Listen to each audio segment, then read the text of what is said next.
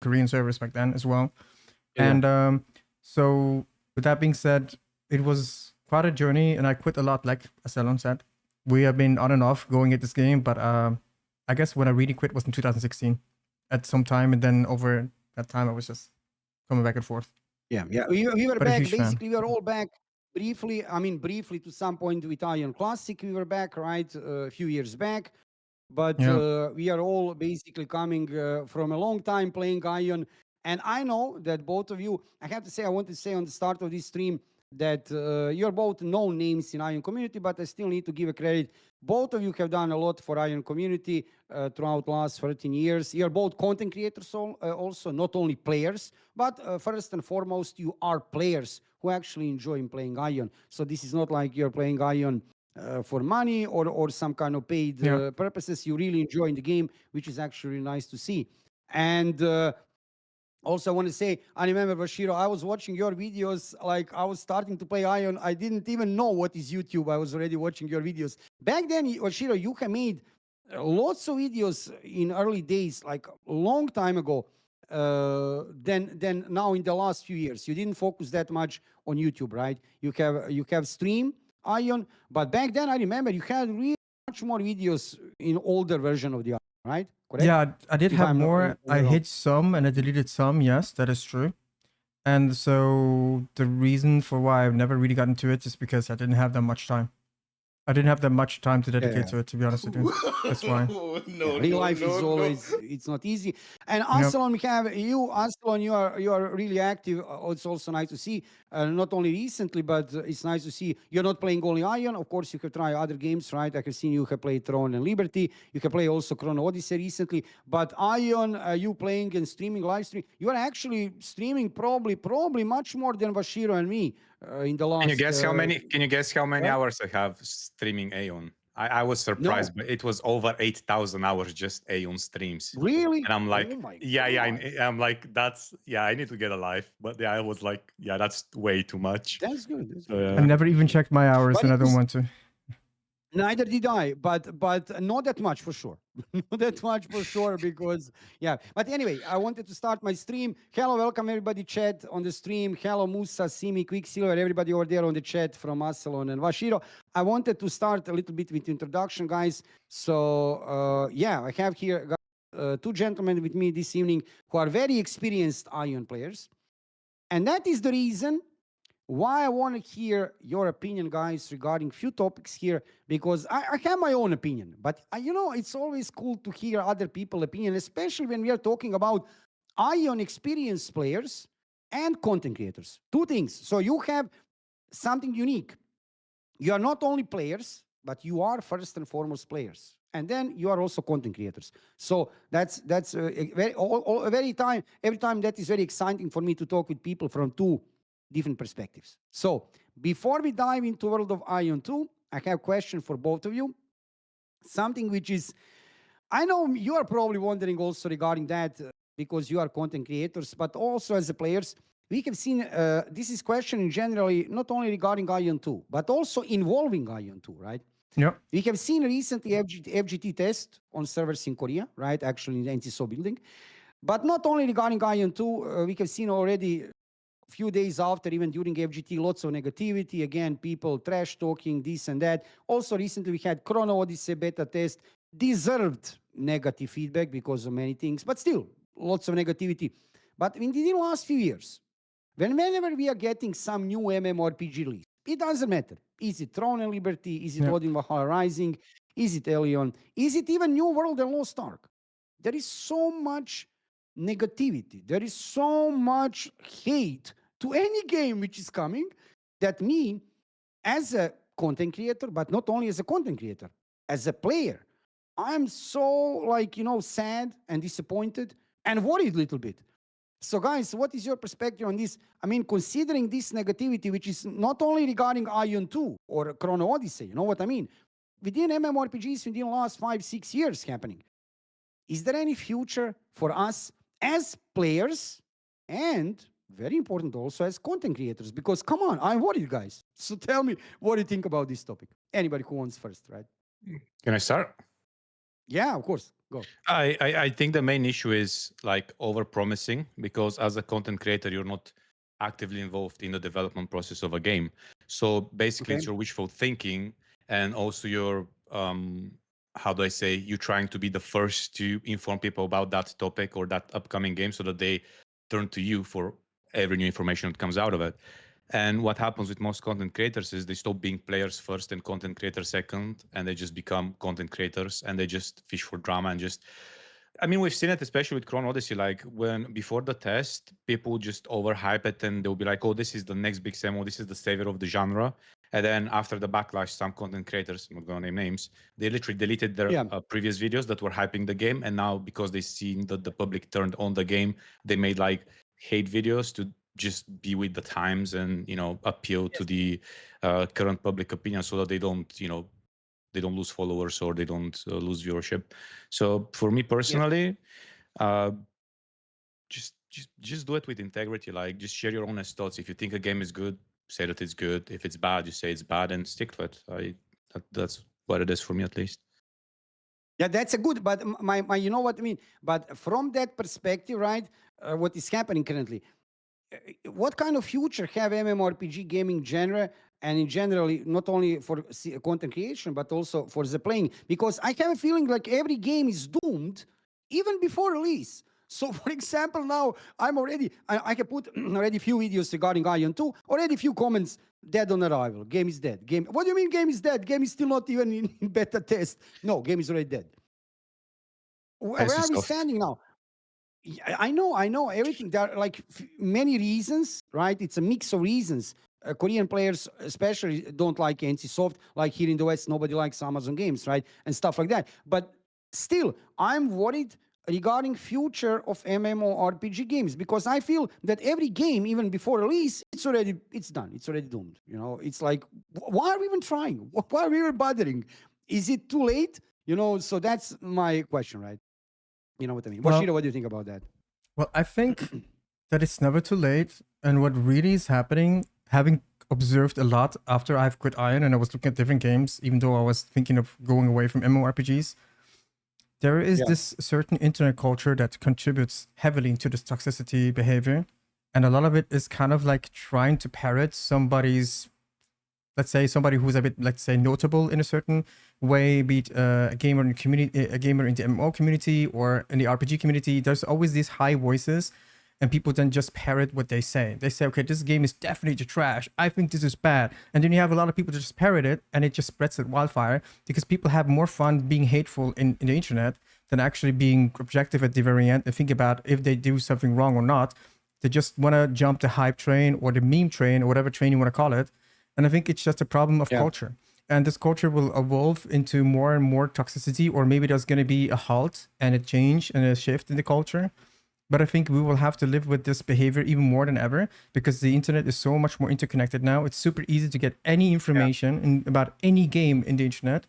And it's super easy to just simply dunk on any game just because somebody made a video. Oh, look at this. Ashes of Creation, bad because of this empty desert. And meanwhile, it was just misinformation Exactly. about a certain corner. And everybody just parroted that and made fun of it and memed it. And of course, there might have been some small truth to it based on how many years they have spent in it. But overall, the context matters. And the problem is that people ignore context a lot. For example, maybe later when we go into the leaks, Ion 2 had a few reviews from people who have no idea of Ion 2. I believe you both saw it. And those reviews can be taken out of context Yeah. completely and just simply Exactly. can be just thrown on the wall and say, this is it, guys. This person says the game is like this. This is how the game's going to be. It's going to be another Exactly. Chrono Odyssey 2 replica and failure or whatsoever in the first, presentation. And I think we are just in for a wild ride when it comes to try to balance this out with actual objective views and reviews and maybe analysis, and stuff like that. So it's all clickbait overall at the very end. If you think about it for any content creator, it's just drama farming and it's part of the culture. It works. And that's why these people will only grow if they keep fostering these communities and spread this negativity and toxicity around the internet. And I think it's very sad. And I don't know what the future leads us, to be very honest with you. Yeah, I agree with I agree with that, but I'm just wondering. So wait, do you think guys, this is something, this culture or behavior in generally, and we are talking about behavior of players and content creators. Is this something specific which you have noticed for MMORPGs or also for other gaming genres? Because I have a feeling that, yeah, we can see that in other gaming genres also. I know anime games, battle royale games, but more than anywhere in MMORPG gaming genre. Or am I maybe mistaken? Maybe that's all over in general in gaming world. What do you think about that? Hmm? Or Assalamu whoever wants alaikum. to say first. You know, this is not only typical for content creators and MMORPGs, because if you see it even in like mainstream media, like even with news, it's all the same tactics. It's all like fear mongering, like just spreading negativity, because that brings in views. It brings viewership. It brings an audience, Yeah. and it's just the sad state of things. I don't know how we can change it. I don't think we can change it. It's not my job to change it, but Yeah. it is what it is, sadly. Yeah.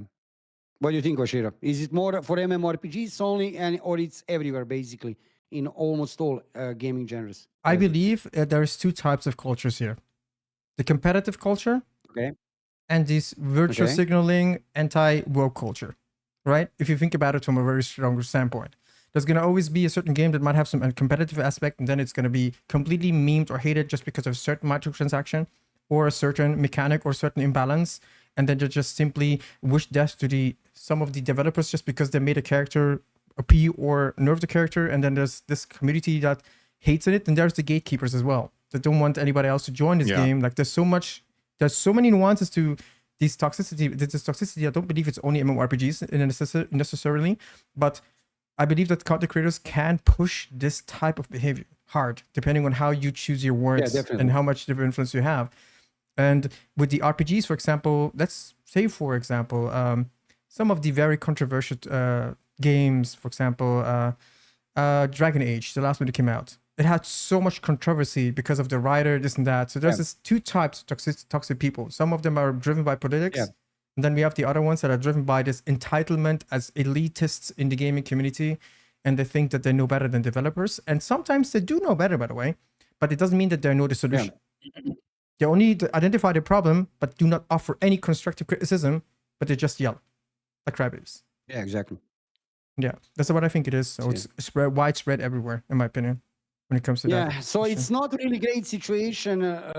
Say, I mean, look, I mean, I will conclude this topic. I want to dive into AION too, but I wanted to ask you on beginning, right, of this podcast, Rick, what do you think about this? Because I remember also, I don't know, like 15 years ago, 20 years, okay, I'll not say 20, but let's say 15 years ago, when we were also playing AION and other games, there was also then some drama, some sort of toxicity and stuff. But nowadays in 2025, this feels like totally, I don't know what to say, right? It's too much. And it's kind of worrying me as a player because I want to enjoy playing really different MMORPGs, new games. And as a content creator, I would like to create content. But then again, I feel like every new game, every MMORPG, automatically, it doesn't matter what kind of game it is, quality of the game. No, people automatically, it's a trash, it's a garbage, it's a dead game, dead on arrival, and so on and so on. And what you said, Vashiro, it's a parrot system. People just repeat what one person said, and it's I'm worried a little bit regarding that in that environment. It's happening. So. Can I add something? Because you simply Yeah, specifically mentioned AION 2, the AION community, right? Because you have been involved in the AION community most, and you say that there's toxicity in this community. I don't think it is like necessarily the MMO community that's all like this. We're talking about a game that's 17 years old, right? And most people moved on if they dislike the game in one way or another. And I try to move on a lot, but me as a person who loved to play the game, I decided to stream it while playing it. But I was already giving up my competitive spirit way before I started streaming, by the way. Like I was doing most PvP before I even started streaming. When I was doing these uploads, random uploads, that's when I was actually really active in the game. And so I was more like a casual, trying to just have fun, right? But my point is right now is that we cannot really base the whole community of MMO or the MMO community on the AION Classic people that are left. Because those people are the ones who are very attached to the game and they're very passionate. And attachment to a certain game makes them passionate. And of course, some people foster toxicity and some people want to relive their old times that they did 10 years ago being toxic as a child. and they are not trying to grow out of it. Correct. I'm not saying that they're immature in real life, but they're immature during the AION times, right? Like when they play AION, when they're involved with AION, that's when maybe when they become really super immature. So I'm not necessarily worried. I want to say this as well, because the AION2 community that we all are going to be experiencing is not going to be the AION1 community.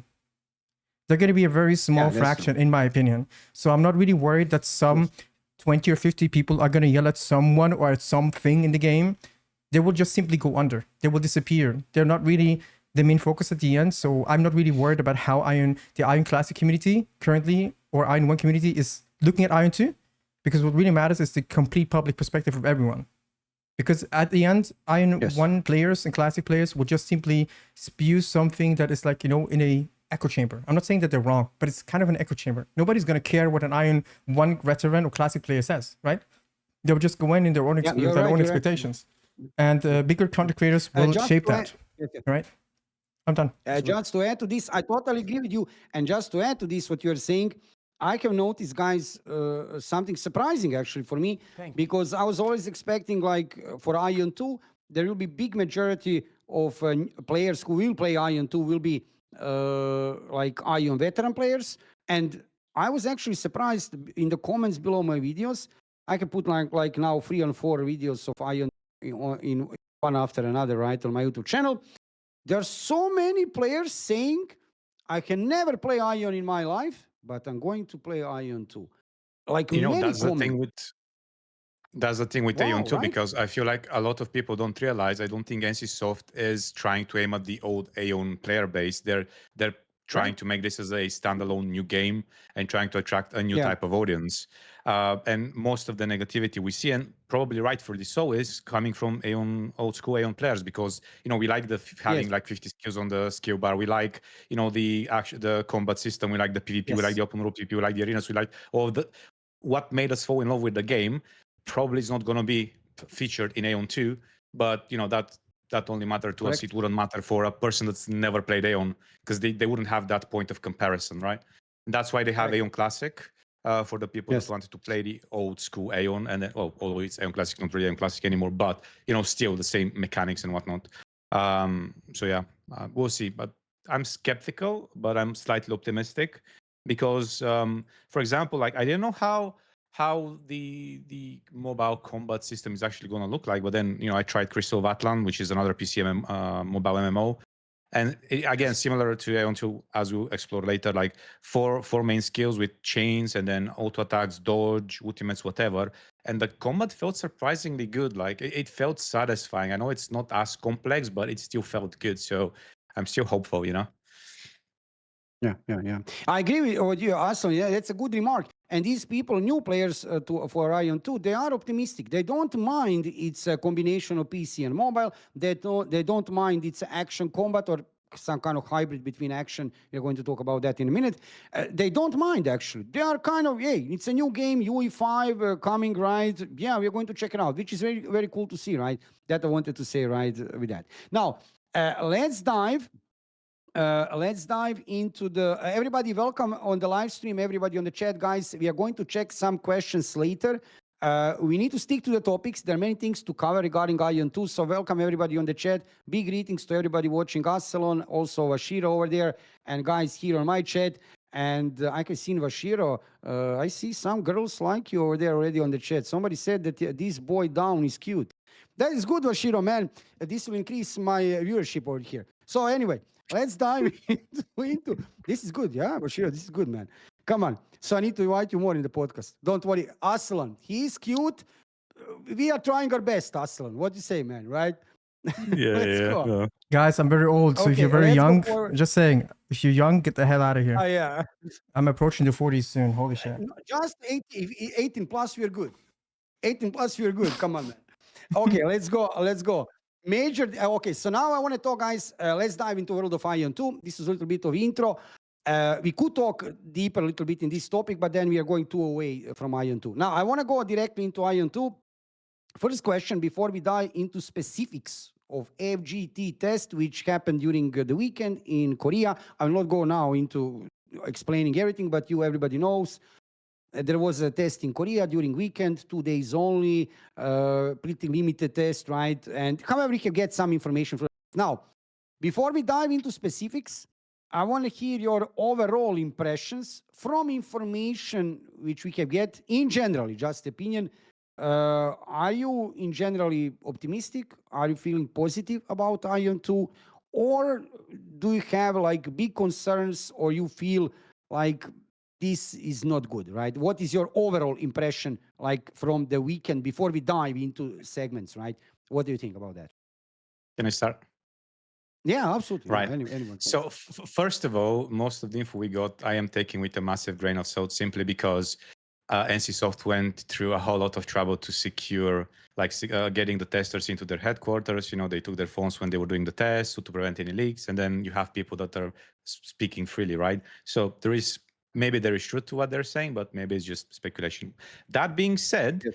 most of the things they're saying, some of it looks promising. Some things are deeply worrying because prior to the test, I did ask my community and the AION Reddit community what are the things they would like to see NCSoft focus on and the things they would like to avoid to make Yes. sure that AION 2 is successful globally. So made a case study video, etc. And most of the points that were worrying there, we saw like the testers mentioning that, for example, energy-based system. Why the fuck would you add an energy-based system? Probably because it's also for mobile. But this is something that pisses me off because it's essentially punishing players for trying to enjoy their game, right? Just limiting your grind.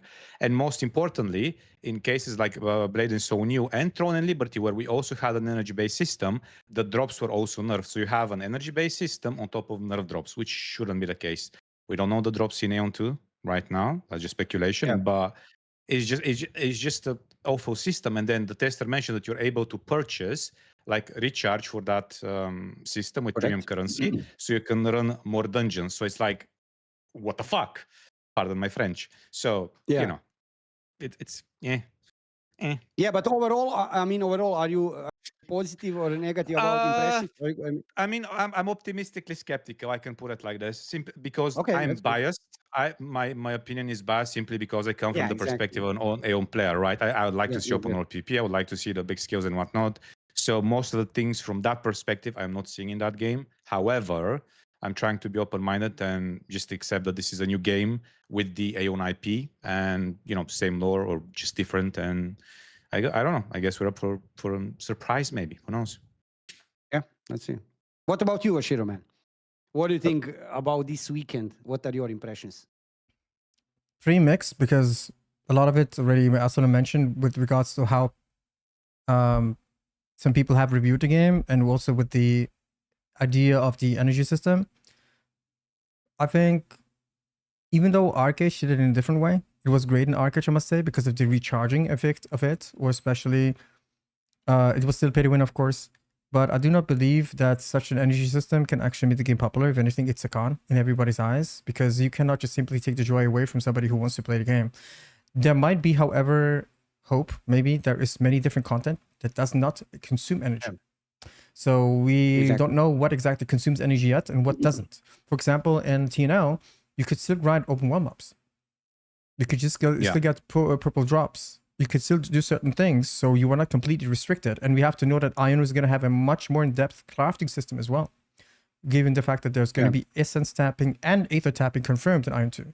So I do think if it's not connected to energy, to gather and stuff like that, the game can still maybe be fun because you still have some way of progression. And they said it's horizontal. So I wonder how much limitation is for the energy, but I agree with Asalon. Otherwise, it's very much bad. What they have said, even the resurrection stones, remember? Yes. You can buy for diamonds to infinitely resurrect in PvP. That doesn't sound really, really promising at all. But regarding this energy thing, right? That's we don't know for sure, right? But that's supposed to work only for PvE dungeons, what we know so far, at least, right? Hope so. Regarding, for example, you can get from these dungeons PvE gear. However, there is also Abyss and Abyss gear, Abyss point system. Obviously, there will be.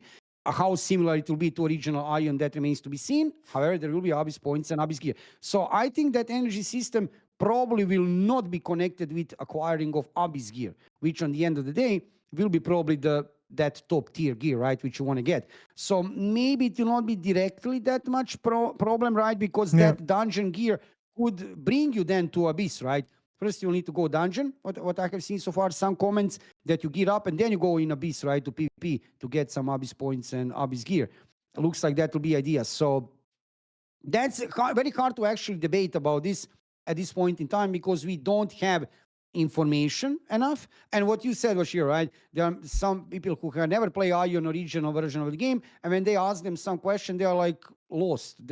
They don't understand what is the question about even, right? So that's why we are not getting much valuable feedback. Some feedback we can get, right, which is Yeah. valuable Yeah. from players who can play, but most of the feedback is really vague, right? When you see some answers to some questions, you're asking yourself, what do you mean? Like, what do you mean by this, right? Because these people didn't play AION before, right? So, but so guys, you are both optimistic, but kind of right. We are That not. this energy system is what. I mean, like Yes, if yes. if they touch more upon it and they give us more details, hopefully they will, because there's obviously going to be a lot of discourse about it on the Korean forums as well, and I'm pretty sure NC is going to try to approach and present themselves from the best, so to say, position, and they will probably maybe touch upon some of these things if they were intended, or if maybe the rates are differently just for the testing phase to maybe gather data on how fast somebody could maybe clear a dungeon, blah blah blah. Who knows how they're going to be balancing the energy system as well. But I do have a bit of a hope because of the other things that I mentioned. There's apparently, according to the reviews that exist, there's apparently a random dungeon, Diablo style, that you can maybe find in the open world. That's why they said there's like 200 dungeons. We don't know how that works. Maybe certain areas have different type of biomes in a certain way, like forests or swamps, whatsoever. And maybe these random dungeons that sometimes pop up in the map to enter, maybe that's the different type of content, and maybe that doesn't consume energy, or it's a different type of energy. I mean, like I'm just optimistic that there's maybe so much to do in the game, with the gathering and the essence tapping at the same time, and the apparent permanent access into the Abyss, probably to PvP people still. So there's apparently still an open world. It's just inter-server, so that means it's a cross-server map. So you cannot really enter the factions basis unless I believe there's some rifting system happening. Some people said that. So I am optimistic. What? Yeah. Sorry for interrupting. I just hope they don't put a timer like they did in Throne Liberty with the Nebula Island. Because Nebula Island is that cross-server map, which the Abyss, I'm assuming, is going to be. Yeah. And in Throne Liberty, they put that like a 5-hour limit per week. So I really hope there isn't a timer for the Abyss. No one mentioned it on the league, so I'm hopeful there is not. But yeah, I just had to just put that in. I hope they can learn on Throne and Liberty what they should do or shouldn't, because Throne and Liberty, that didn't turn out well. However, it was a good try. It was a good try. Now, I want to dive a little bit in some specific questions regarding. We can get so much information, guys, also during this weekend. Questionable comes some information, survivable, but lots of information we can get during this weekend. Information are still coming.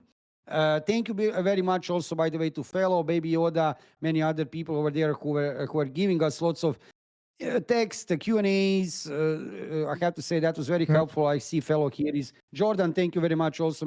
Thank you guys, everybody, for lots of information coming from Korea. I want to ask different questions. This is something very specific.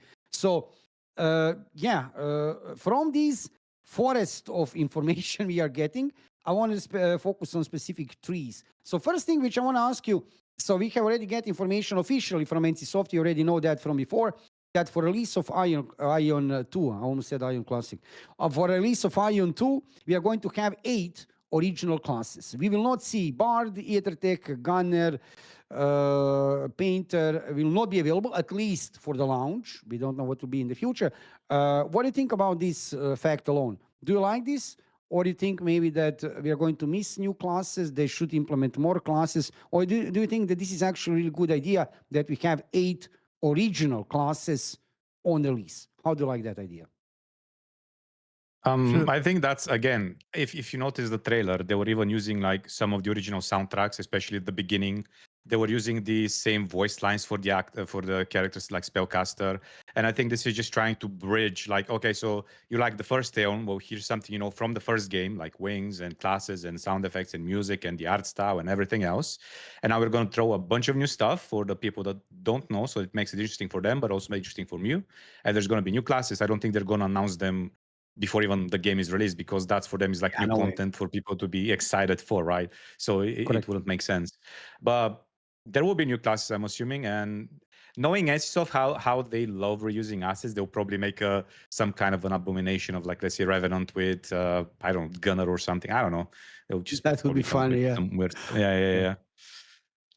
I do What do you think the think, same man? way as Elon. Basically, it's about the nostalgia that they are trying to ride on to get people to play the game, because it's basically, as most of you probably already know, NCSoft has not been doing very well with stocks. Even the Koreans are talking about it. They're memeing about buying stocks right now, and apparently some stock price went up in NCSoft now ever since the release Yeah, of correct. the leaks and the group test in general.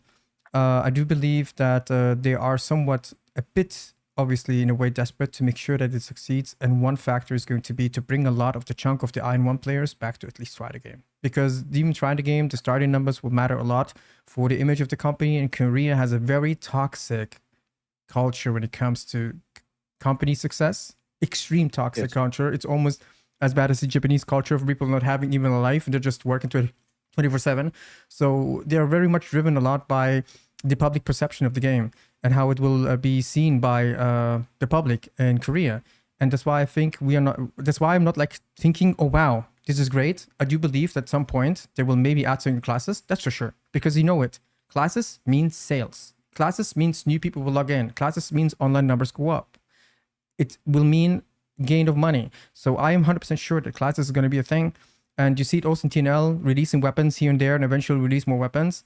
It also boosted the numbers of the players, right? People came in to see the new class because they got bored of the same cycle of TNL. But we gotta say, TNL is quite a hamster in a wheel kind of game. You know what I mean? You just are sitting there and grinding the same thing all over the whole time. And I hope that AION 2 is not the same thing. But so I am in a way thinking that classes will come. I'm not sure if they will do the same way as back then. I don't believe 8 Attack is ever going to make it to the game. I'm going to be honest. I do strongly believe No. that Bard is going to make it. I strongly also believe that Revenant is going to make it, because dude, these two classes are pretty much Interesting. good reviewed, I think. Nobody hated them too much. Maybe at the start Revenant was hated, but I didn't hear that much craziness. Of course, maybe some hardcore PvPers would disagree, but I believe that it's not as crazy as having an 8 Attack or a Gunner, right? Yeah, correct. So Yeah. I do believe that they're gonna maybe try to decisively take some classes, rework them. Maybe we'll even see some awakening weapon system. Who knows? Remember the Vision trailer, or like the first trailer of Correct. remember the trailer of ION Classic where they said they will introduce some awakening weapons and they never did that at the end. Maybe they're bringing that Yeah, over yeah. to ION too. Maybe that's their way of. It was part of the first Vision trailer for 3.0. Then we saw Yes. something. They actually had almost one-to-one frame match in the AION 2 launch trailer, or teaser trailer. It was almost exactly like frame-to-frame shots with the original Vision trailer. So I'm like, okay, that's interesting. Just to sort of to add to the bit you said with the new classes, from the leaks they said obviously once you equip gear, it becomes untradeable, and that's something we've had in original AION with soul binding and whatnot. So them adding new classes in the future would almost guarantee profit for them, simply because now you have to make a new class. Yes. Now you Exactly. have to reroll. Now you have to buy That's the premium always been. currency. Now you have to get the gear and gear your class. I mean, it's the same. Similar thing in BDO, right? Most of the new content that comes in that game, and please, BDO fans, don't hate me for saying this. The majority of the hype is the new class, right? And you just new class, you gear it again, you do the PvP, the PvP, PV, whatever. So yeah, it's a I don't know, it's a cheap way of adding new form of content without actually bringing new content, other than just a new toy to play with. But it's fine. Everybody's happy. Look, players are happy. They're happy. They're earning money. So everybody's in a situation. But you agree, right? So that means, I think also, I agree with you that this was a good idea. And like you said, Vashiro, there are many classes from new classes. Players have liked to play Bard. Many players have enjoyed Songweaver, right, or the name in North America version of the game. Gunner was favorite class of many players. So you never know what they will do, right, regarding that. And they always have open possibilities. They can do whatever they want, basically. Something new, right? Right. So Nothing. But in original idea, I think original idea is very good because, like we said, they want to attract. Of course, they want to play on that nostalgic feeling. Definitely, there will be AION veteran players playing the game, and that's why I want to talk immediately about second topic, which is kind of elephant in the room because public is divided regarding this. Right? Public is divided regarding combat. Already now we can see. You don't need to be any kind of expert that combat of AION 2 will not be tab target combat, which we had in original AION.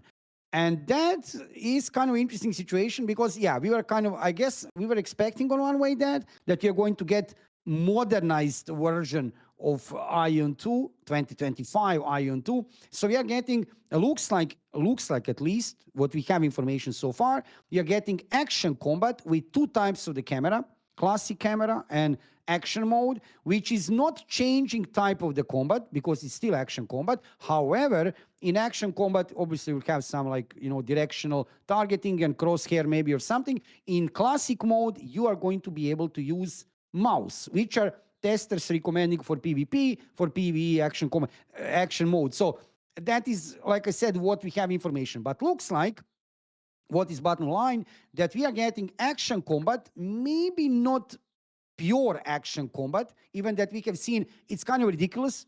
I need to say, some people complaining, comparing with Terra. Then you have another tester saying, no, it's not Terra, it's like BDO. And then you have another saying it's not BDO, it's Lost Ark. I'm like, wait, guys, It's those bias. are totally different games. It's just bias. It's, right? There's nothing else. Yeah. Exactly. So how can you even wait? BDO, Lost Ark, Terra, totally different combats, right? Nothing to do with each other, right? So in that light, we are going to have like probably action combat hybrid with tab a little, but again, action combat. What do you think about this idea, right? So moving away from traditional tab target combat, which is like one of the main things about AION, right? Original AION. Yeah. Now we are getting modernized version, obviously AION 2 with action combat. What do you think? Is this good idea, bad idea? How will this work? How will this go with AION community, new players, old players? I mean, what do you think about this? Can I start? Yes, sir. I think a few things. Like most people, like especially if you go on forums and stuff like that, for most people, like tab target is considered like outdated, and action combat is the new norm, right? Like when they try to use it as a marketing tool to say, hey, we are moving with the times. But also you have to keep in mind that AION 2, as far as I understand, is going to be focused mostly on like small scale stuff. Even the party is like 4 people rather than 6, right? There's like world versus world raids. I don't know how that exactly would work. Maybe that's why they have the classic camera mode, because especially if you've played Throne Liberty, you know that if you play action combat there and you do sieges and stuff, it's just nightmare. With a traditional, classic camera mode, it's much easier, to see around you, to target people and so on and so forth. I think the local feature, I just hope it's a bit better than we saw in Chrono Odyssey. I think this is to help, like, if the game is actually playable on mobile, because again, that's the big speculation, right? Is the game PC with some kind of mobile features in the sense of, you can check events, you can check timers, you can maybe do some crafting, or can you actually play the game on mobile as well? Because initially they said, it's mobile but ported to PC. Then it's, no, wait, it's developed for PC, but then we sort of scaled it down from what's the difference? Yeah, exactly. At the end of the day, it's still playable on mobile. Like it's still like, I can't wrap my mind around that. So I'm just trying to understand, like how it actually is going to be like. It's, I guess we'll see in a few months, but until then, it's, I don't know. What I think. So you think it's a good idea or a bad idea regarding this? The combat, I mean, I think it's good. I don't mind. Like as I said, action combat is like the new norm, right? Like most people when they hear tab target, like, but nowadays I'm seeing when people say action combat, I miss my tab target. So it's like, I guess depending who you ask, people either love it or hate it. So yeah. What about you think? What do you think, Vashiro? What I think is that people need to be less fragile, first of all, when it comes to these things, right? Because as someone said, we're now modern gaming. It is what it is. We evolve, and there's always old games if you want to really play a game that feels like a piano, to be honest. And it all comes to the perspective of how fun a game can be, right? Like look, for example, at Asylum. He's enjoying his time in Crystal of Atlan. he's PvPing a lot, and it's not a piano game either. And it has depth with different specking and mechanics. So just because somebody comes from the game of World of Warcraft, or I don't know, AION, or other games that have had like a piano gameplay, they don't just have to instantly brand the game to be a mobile game just because it has less skills. Do you want to tell me now that League of Legends is a mobile game? How many of the people here that are high ranked in League of Legends are going to be like now hurt about the shit? Oh, what I'm trying to say is that as long as the game is executed in a well way and it maybe has balance at the end, it doesn't matter how many skills really exist. And I agree with you that hopefully there's going to be a bit more customization to it because we don't know how much dumbed down it is. So the concern is not really the amount of skills. The concern is how deep these skills can become, right? Because they said that there's going to be like a Divanion tree. They call it the Divanion skill tree or something like that, where you can add apparently bonus damage. You can either add attack speed and crit, I think it was, or accuracy, one like that. And they're even color coded. I love the fact that the stats are color coded because I like when there's somehow color coding in games that gives you some certain feel of what you're clicking on, so you understand how things scale. In case they even add that to the skill toolbar, that it shows, okay, this scales maybe with the green, this scales maybe with the red. I hope they do something like that when the color code stats are ready. And I do believe that the combat, I'm not like turned off by the combat so far, what they at least explain, because everybody seems oddly to say PvE is amazing, but PvP is shit. It's odd. Exactly. How can you say the combat overall is good, and then you say PvE is amazing, and then you come to PvE and say shit? So I do not really think it's necessarily that the game is shit. It's just that people go in with a certain expectation. And some of these people are coming with the biases of AION 1. Some people come with the biases of maybe another certain game. And overall, you have to learn a game to enjoy, to understand its tricks and so on, and its mechanics. And maybe then there is something great that comes out of it. And what I feel like is that people just need to shut up, if I may say so, in an honest way. And basically what the people love to use a lot, get good. You know what I mean? Just simply learn the skills and get good, man. Instead of just crying, oh, it's not a piano game anymore. You know what I mean? Just learn how to spammy buttons then and become better than another spammer. I'm joking, by the way, but still, I'm not turned off by this at all. I'm just happy with the way it is, I guess, until it's out. But I agree with you total, guys. Look, you can never satisfy everybody. Absolutely never. If you put tab target, they will say why it's not action. If they put action, they will say why it's not tab. You can never satisfy everybody. I think this is a good move. I agree with you. And look, guys, we need to be like realistic. What Aslan said also.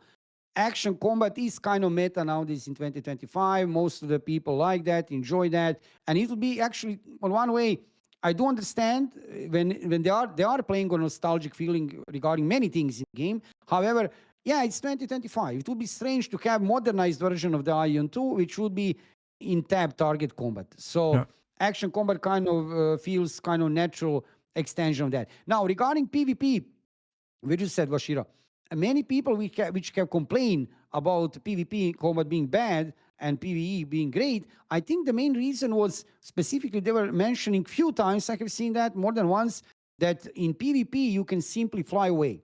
Like cut the combat, you're losing, you're flying away. And that can be easily fixed if that is correct. That can be easily fixed. We can see in Ashes of Creation, like we've seen a few months back, people PvPing, somebody jump on a mountain, run right away. Like, so what's happening? So these things can be fixed. This is not unfixable. This is not something we you just add a restriction that you cannot use a mount until 15 seconds after PvP encounter, or 20 or 30, whatever. Exactly. That is completely fixed. You are in combat mode, right? It's ridiculous. Yeah, so it's easy. But I think that lots of dissatisfaction is coming regarding PvP because of this. Because people, you play PvP and then you suddenly fly away, right? Because you can fly everywhere. So maybe that's the reason. But then again, we will see about, However, I think this is a pretty reasonable decision from NCSoft regarding action combat. And with classical mode, let's say that you are a fan of tab target combat. Come on, if you use classic mode, you still can use mouse on your screen. You are probably going to use it anyway in PvP, right? Because it will be more efficient than using action mode. But specifically, if you like tab target combat, use classic mode. Here you have. It's not the same like tab target combat, I know, but still, you have a mouse, click on it, do it, right? If you really want, right? So, I agree on that. Now, another topic which I want to cover here, which is looking like it is actually a really big deal, and not only from exploration perspective and freedom, which is, I think, one of the crucial elements. I have to say, I love MMORPG gaming genre. I like to play MMORPG games for one specific reason. There are many reasons, but one reason especially, that freedom of exploration. When you are on an open world map, you can go here, there, do stuff. I like that. I really enjoy that freedom. AION 2 will have unlimited flying, not flying time. I don't know how that work. Probably there will be some limits. However, regarding where you can fly, looks like information which are coming currently from FGT, they are saying you can fly anywhere you want from beginning, which blows my mind, because can you imagine that freedom? Now, first thing which comes to my mind regarding that freedom, great. You can go here, there, explore, beautiful. Next thing which comes to my mind, how will that have influence on the combat? Because if you can fly anywhere, not only in Abyss, where usually was flying, right? How much time are you going to spend on the ground anyway? Why would you be? I mean, you'll be probably with flying time to some point, but also for PvP, what kind of advantage will have range classes? This is a little bit interesting already. So what do you think for yourself? Is this a good idea to have unlimited flying everywhere? Because this could potentially have huge influence on combat. You know what I mean? Range classes, melee classes, how much time you spend on the ground, and in general. So what do you think about this topic, guys? I just think, want to jump in. Yep. Oh, go ahead, Yeah. Vashiro. If you want to jump in, you can jump in, man. Just jump. Okay. Jump on stream. So if you remember, AION in AION Classic, right? They had like a wind server, and then later they implemented like a feature where you can fly in most maps freely. And yeah, that wasn't the nicest experience combat-wise, because, well, let's be honest. AION, one of the things AION was known for is like the ability to fly, like the wings. But to this day, Yeah. I am yet to meet someone that actually enjoyed flight combat, right? And this is like a sort of like a throwback to what we just discussed with the low-con feature with the action combat. Now, in action combat, you actually have to aim your attacks, right, to actually for them to actually land, right? So if you want a PvP, wouldn't it make sense to use the lock-on feature to make sure your attacks actually land on your opponent? And if you're gonna be forced to fight in flight mode, you are more than likely are going to use the classic combat mode, simply because, well, So otherwise it's going to be impossible to hit you. I mean, not impossible, but very difficult to hit your enemy. So for me, it's like it's interesting concept. Like, other games have done it, like Perfect World, for example. They have done it, but Revelation maybe it needs to be some Online kind of limitation. Yeah, as well. that as well. Maybe if you're under attack, or to be honest, no, because how can you fight in? I don't know. There needs to be some kind of like reason to either be in flight mode to then PvP and do stuff, or just advantages to be on the ground and explore. Because there's also mounts and stuff. How are they gonna make exactly, it? there are mounts. Exactly. So Yeah. what is the point? Wait a second. If you can fly all the time, what is the point of the mounts? Because we have seen there will be many mounts Cool in the game, factor. and you can get them, right? I mean, okay, Cool many people factor. collect mounts, collectible also. So I might have an idea, by the way, right? because of the leaks of how I read about it. But first, I want to also answer Yeah. what my opinion is about flight.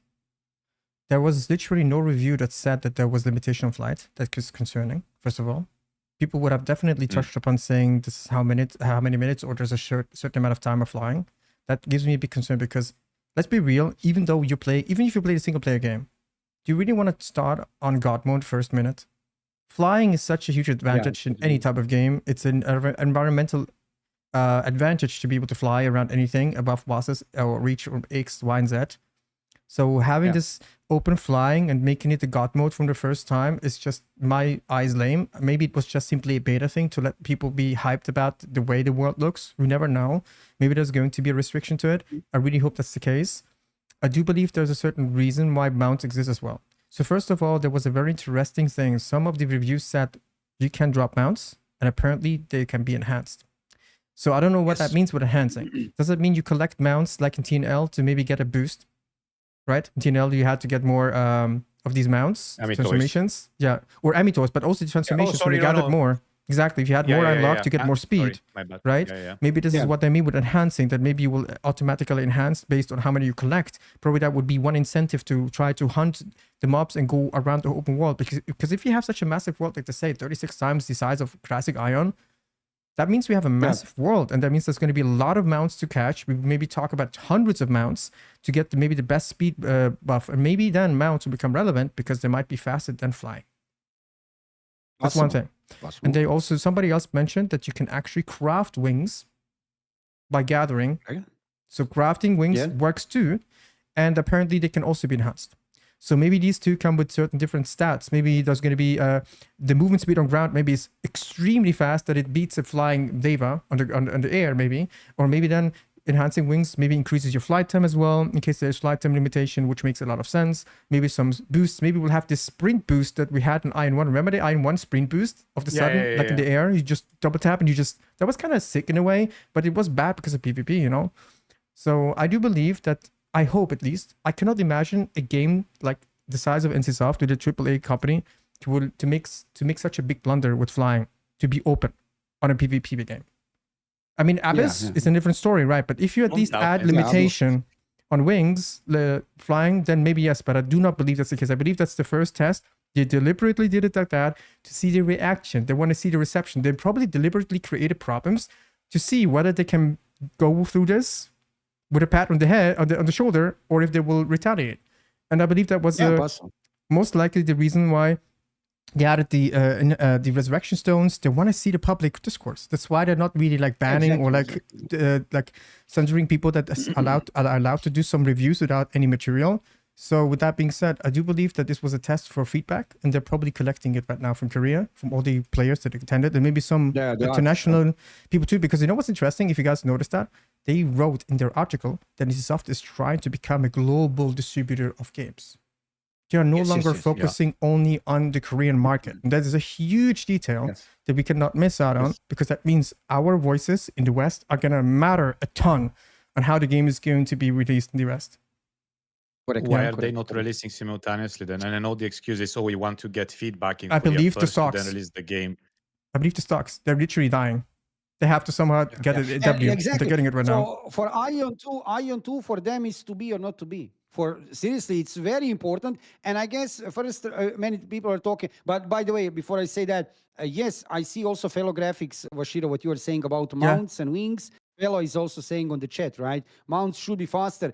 There is, of course, guys, this is a big gaming company, lots of developers working on the game. It would be really that we can just that we can assume they have put this something by accident. No, they did plan, of course, and they have mechanics regarding this ready, right? So probably, But what you said, Vashiro, yes, release first in Korea, then globally, because look, from their perspective, when they would release, I know we would like that we have the game also fast here globally, but if they fail this time globally with Ion 2, they are in big problems. Like they're probably going to sell. Problems. It's a really big problem. Last year they have lay off some people, not fire, I should say, lay off, right? Some people. Now they're about 5,000 employees. They have split on 4 companies, and situation is not great. Yes, yesterday their shares, what you said, Vashiro, went up. Yeah, that's why I think that's the case from Asalon's question. It's literally saving the company. Yeah. You're right. Yeah. Mm-hmm. Yeah. So this is, they cannot risk, and feedback. What you said also is crucial. These FGT tests. I have been part of few FGT tests so far, and you always sign NDA. I cannot talk, so I will not talk directly about anything. But yes, FGT tests are focusing on a very, very small group of people. But you are really giving feedback directly to developers, like really directly. Yeah. You can directly talk to developers, and they are not like disregarding. No, they will really take your feedback in account. So I think we will see probably some changes. What you said also with 100 Diamonds buying that Insta Revival, right, in Abyss or everywhere, they could change that. They can adjust that. They were trying to see how the community reacts, I believe, at the same time about certain things. So yeah. Try and check, right? Yeah, absolutely. Another thing about the time difference between the global and Korean release, because you saw something similar in Tron Liberty, because the difference is, if everything goes to plan, right? They sort of mentioned around November Korean release, something like this, and then mid 2026 global release. Everything goes to plan, and we know that delays always happen. That means there's over half a year of difference between the patches and whatnot. So that means, are they going to keep releasing new content for Korea to then transfer to global, or are they trying to then at some point bridge them together to be on the same sort of build and client like they tried with Tron Liberty? But in Throne and Liberty's case, that sort of made the Korean version of the game quite stale, because for like months on end they wouldn't receive anything, and only when Global was ready to receive the, let's say, the spear as a new weapon, or like the solo dungeons, or now the new raids and stuff, they would release in Korean. I mean, obviously it's first developed in Korean, stuff like that, but I don't know. I just don't know how to feel about that. For the first time in my life, I would like to play AION and figuring out dungeons for myself, rather than Exactly. this Having Korean it dude figured solved. it out. Let's Yes. watch a guide and just brain dead bug the boss in that corner. Just smash our face in the keyboard. Hey, look, no drops. That's why I never watch mind. guides. That's why I always go in blind. I don't care about showing off. I just go in and just do my own. But I agree what you're saying, man. It's really annoying when everything is pre-solved. Yes. It is true. I agree with that. Let's see what they will do. That would be actually. Well, I'm really curious also how they'll do that, because when we are talking, you have touched on topic of Throne and Liberty. If they do the same thing, what they have done, exactly the same like what they have done with Throne and Liberty, AION 2 is doomed to fail, because Throne and Liberty, I know that everybody have different idea why Throne and Liberty failed. Recent fail from NCSoft, I can say why. You can say, you can say absolutely. I'm curious what you will say. For me, and this is what I keep repeating for AION 2, right? For me, the biggest reason why TNL is, depending who you are, struggling right now is two things. First of all, quality assurance. Like, ever since the game released, there hasn't been a single maintenance without bugs, and some were incredibly great game breaking, especially regarding to the economy and like whatnot. The second part, and I think most importantly, was like the lack of clear vision, because the game was first and foremost advertised as mass PvP game. For the past 7 months, almost all of the new content we've received in TL was PvE content. And even now, the biggest content drop they have is a 12-man raid, like hardcore raid, right? Nebula Island was supposed to be that PvP content where people just go and PvP for 5 hours a week or whatever. But then ultimately what happened was people just spend farming mobs, because that otherwise you were wasting your time there, right? Because getting kills there didn't give you anything outside. There's no of like gain. Exactly. In AION, at least you have Abyss points, you have a medal quest or something that incentivizes doing the PvP. So for me, them trying to cater for both PvP and PvE players in TL, I mean, just sort of ruin the game. And in their case specifically, if they want to sort of remain relevant in the MMO scene, I think they just need to double down on the PvP aspect of the game, because most, if not all, of the new MMO games are primarily PvE focused, right? Correct. So in AION 2, whatever decision they have about the game, whatever they want to do, they need to they need to focus on that initial vision and don't pivot like halfway post-launch. And I don't mean don't implement feedback, don't fix stuff. I mean, if you want to make a PvP game or a PvE game with some PvP elements, focus on that. If you want it to be a pure PvE game, focus on that. Don't try to create a Frankenstein monster where neither PvE or PvP players are happy. Otherwise, it's just no one wins out of this. Yeah. What do you think about this, Vashiro? I mean, you can play also Throne and Liberty, but not that much. I did actually. I played it religiously. You can ask my guild members, and even Asadon was watching my progression, and he was also progressing with me. I was playing religiously, man. At the start, at the start I did, but I didn't play lately, right? But I was playing more than I streamed, and even Sheik knows it. Like, even though I wasn't probably like min-maxing the best, because I don't care about min-maxing like crazily, because I never watched like guides to min-max. But I was playing in a different way religiously, and I altered as well. And I was not always streaming it because I wanted to play it in peace. And I must say the game was great. I had a great start in it. The combat was not the best thing, because I really hated tabbing people in PvP. It was a nightmare. And then all the time, you go into the backline and hope you can finally target somebody squishy as a dagger crossbow user, right? And all of a sudden you fucking tap a fucking tank behind you or whatever, or something like that happened. I don't know how it happens, but it was terrible. But I loved playing in an alpha guild, just like be part of an alpha alliance, so to say. And we were pretty much having a lot of fun. And I also went to the siege. But what ruined the game for me at the end was the feeling of, like he said, PvP had zero gain except for some coins that you could buy with some purple accessories to get some trades by luck. But what else did you gain really from it? Except for maybe some flair of being famous of kill activities and that. There was not really... Kill ranks was the only thing. And with all that being said, I was not like, let's say, because I was a squishy class, I couldn't get the most skills. Most people that had the long bow had the most skills, in my opinion, or like maybe the frontliners with You assistance were a and so on. scorpion, right? I was a scorpion, sadly, yeah, but I was always like having a bad party, not bad party, but more like let's say not a synergized party that times everything well, buff wise, you know. To go in, you have to have a super synergy in order to perform as a scorpion like crazy. And sometimes I had this You luck need a going good in. tank and healer, yeah. Exactly. Sometimes I was going in, I was killing 5-6 people, boom, boom, boom, boom, boom, you know, and then go out again. But sometimes I just go in and then I'm instantly in a freaking whirlwind and I'm tornado, I mean, you know, and then I'm in the air, I fall down, I'm dead. So it was shitty in a way, but it doesn't matter. My point is that I did enjoy it a lot, but I quit because I felt like, what was the point? That was my reaction.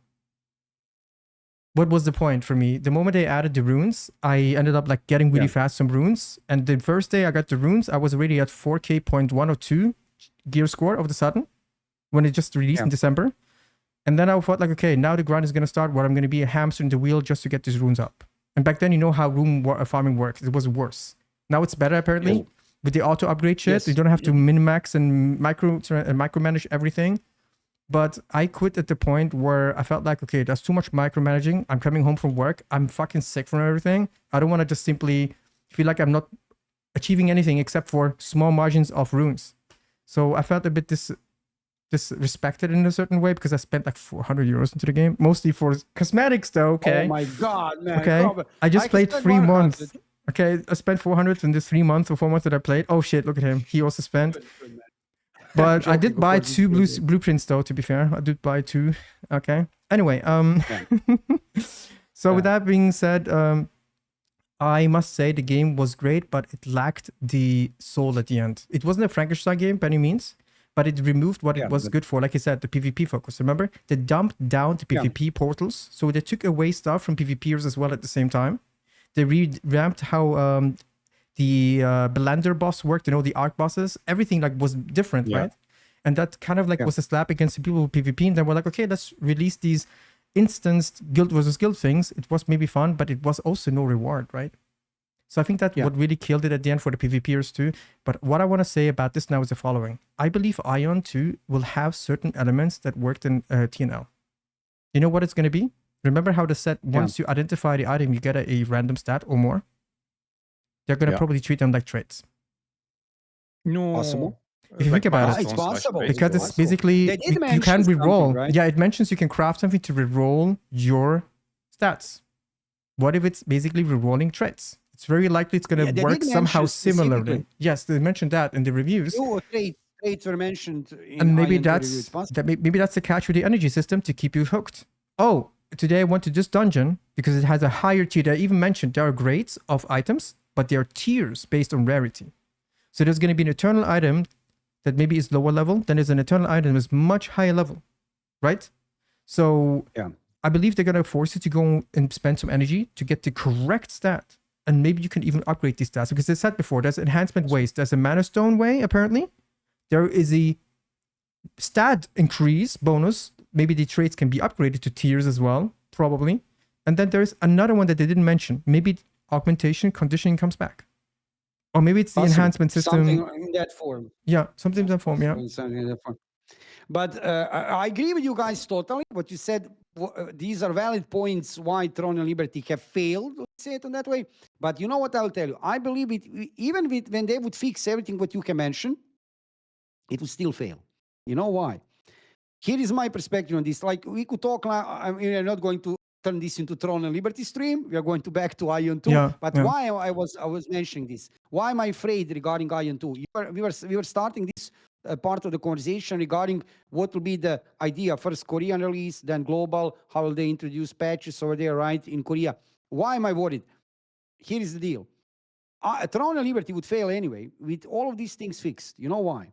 Within a year and a half, they have introduced one major patch and one new class. Now, we can get lots of mini patches and stuff, but for one dynamic market, for a very dynamic gaming market nowadays in 2025, you simply can't have a live service game having one major patch per year and one new class.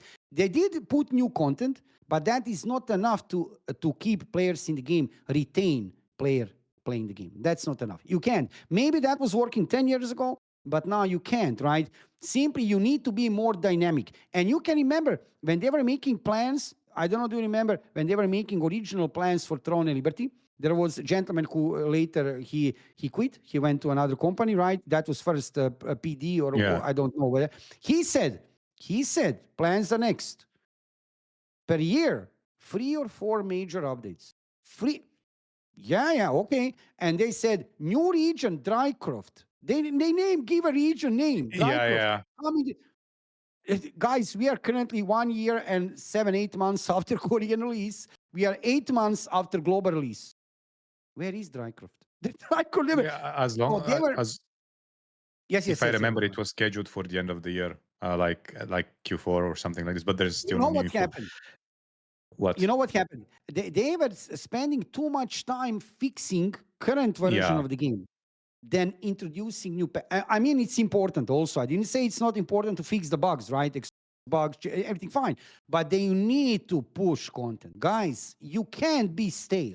If you are But too stale, this brings me yeah, to my point when I was saying the gap between global and Korean release, because one of the things yeah, they were stalling in Korea and attending more to global was because for them global was obviously the more profitable market at that point, because Korea obviously had less players than global, and also um, they wanted to bring the versions of the game on the same sort of build, like on the same level. So they had to like, okay, Korea can wait a bit. Global, oh, it's time for a new class. We can release it at the same time, then the raids and so on and so forth. So if AION 2, I just hope it doesn't suffer the same fate.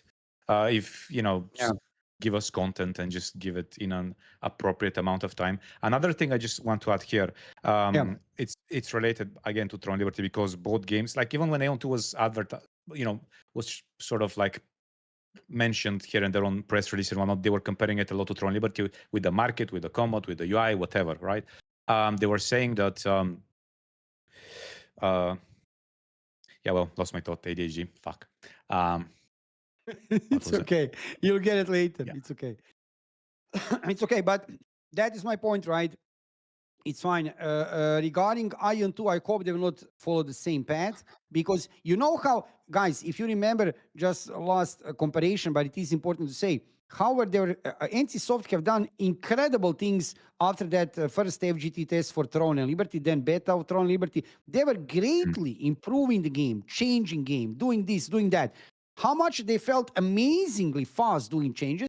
After global release, they went into total stale. I don't know what's happening over there. Are they understaffed? It was a rough year for NCSoft. You need to know that, right? They have separate different companies. There are lots of layoffs, but still, guys, you can see that from other games. If you want to have a live service game in 2025, you need to push. Guys, you need to push new content, new classes, new regions. If you want to retain player base, if you're going to have one big patch per year, forget about it. You just reminded me what I was going to say. Yes. I Yes. wanted to say regarding the content and pushing it and whatnot. So remember when like the trials were a type of content on Liberty where you can farm them infinitely even if you didn't have Oh my the god, that's when I energy, quit. right? Yeah. And Mm. this was a type of the filler content in between you can do to between events, right? Yeah. Players complained that getting runes was too difficult and the trials were too difficult. So they added other ways of getting runes. And they added so many ways of getting runes to the point where people didn't even bother with trials, which instantly killed the trials content. And also, because NCSoft and AGS were reluctant to deal with the scripters in a prompt manner, people felt the need, like, well, if I'm going to do trials, I was going to do them for the rankings, for example. But since scripters and cheaters and bug abusers, whatever, are going to get the high rank anyway, what's the point? I'm just wasting my time. So another thing they really need to focus on is, again, fair play. Like, are they capable of addressing issues such as botting, cheaters, scripters, whatever there is that we're inevitably going to see? Because there hasn't been a single game, NCSoft game especially, without those issues. AION, Lineage, Blade and So, Tron Liberty, to name a few. Yes. So yeah. Yeah. Yeah, well, I don't know, guys. We'll see what will happen regarding that. Some things is too early to tell, but we can talk at least, right, over some things which we know. And we know that is another topic which I want to cover here. He got that revealed basically during this FGT test, even that they were mentioning that already a bit during the live stream from NCSoft. So next thing which I kind of find not really pleasant to see. I have to say I'm not liking this. Is limited parties to 4 players. Now I'm not saying this only because I'm ION veteran player. I'm get used to play 6 players parties. We have seen many other MMORPGs having 5 or 6. 4 feels for me a really not great idea. Not because it's small only party, but only there are some other reasons. Like we were talking about a little bit last night. So, for example, if you have some hard content, you're going to be limited to take only classes which you really need. So you need healer, tank, maybe 2 DPS. That is already excluding chanter as a support. For example, if you have 6 spots in the party, then you might even take chanter. Now you're not going to, and you are going to really focus on necessity, which is also I know, I will play chanter also. This guy over there, man. Yeah, So, Chanter. Why does NCSoft hate Chanter so much? What have we done, man? What have we done? But to be wait, fair, there we is don't something know. else. Maybe Yes. they still DPS dealers as well. Maybe there's a ways for them to spec completely DPS and have mantras of DPS. There's maybe a way. But wait, not only regarding chanter. Let me give you another idea. So let's say something will. Let's say you need to go tank heal and you need to take 2 DPS. Probably there will be some class a little bit better at performing at DPS than other classes. That would mean let's say for example, I'm just saying that ranger will be very OPGG powerful DPS class. Then basically every party will be healer, tank, and 2 rangers. You'll not be able to take neither spirit master, neither sorcerer because wait, you have only 4 slots. You don't have 6 slots. So you cannot take any CC or control or anything. You need to focus on DPS, for example, which is giving me kind of bad vibe. So what do you think about this idea, guys? Because I don't like it, honestly, here, this cutting from 6 to 4. And I guess they had a reason, but in my opinion, that doesn't sound great. What do you think about this?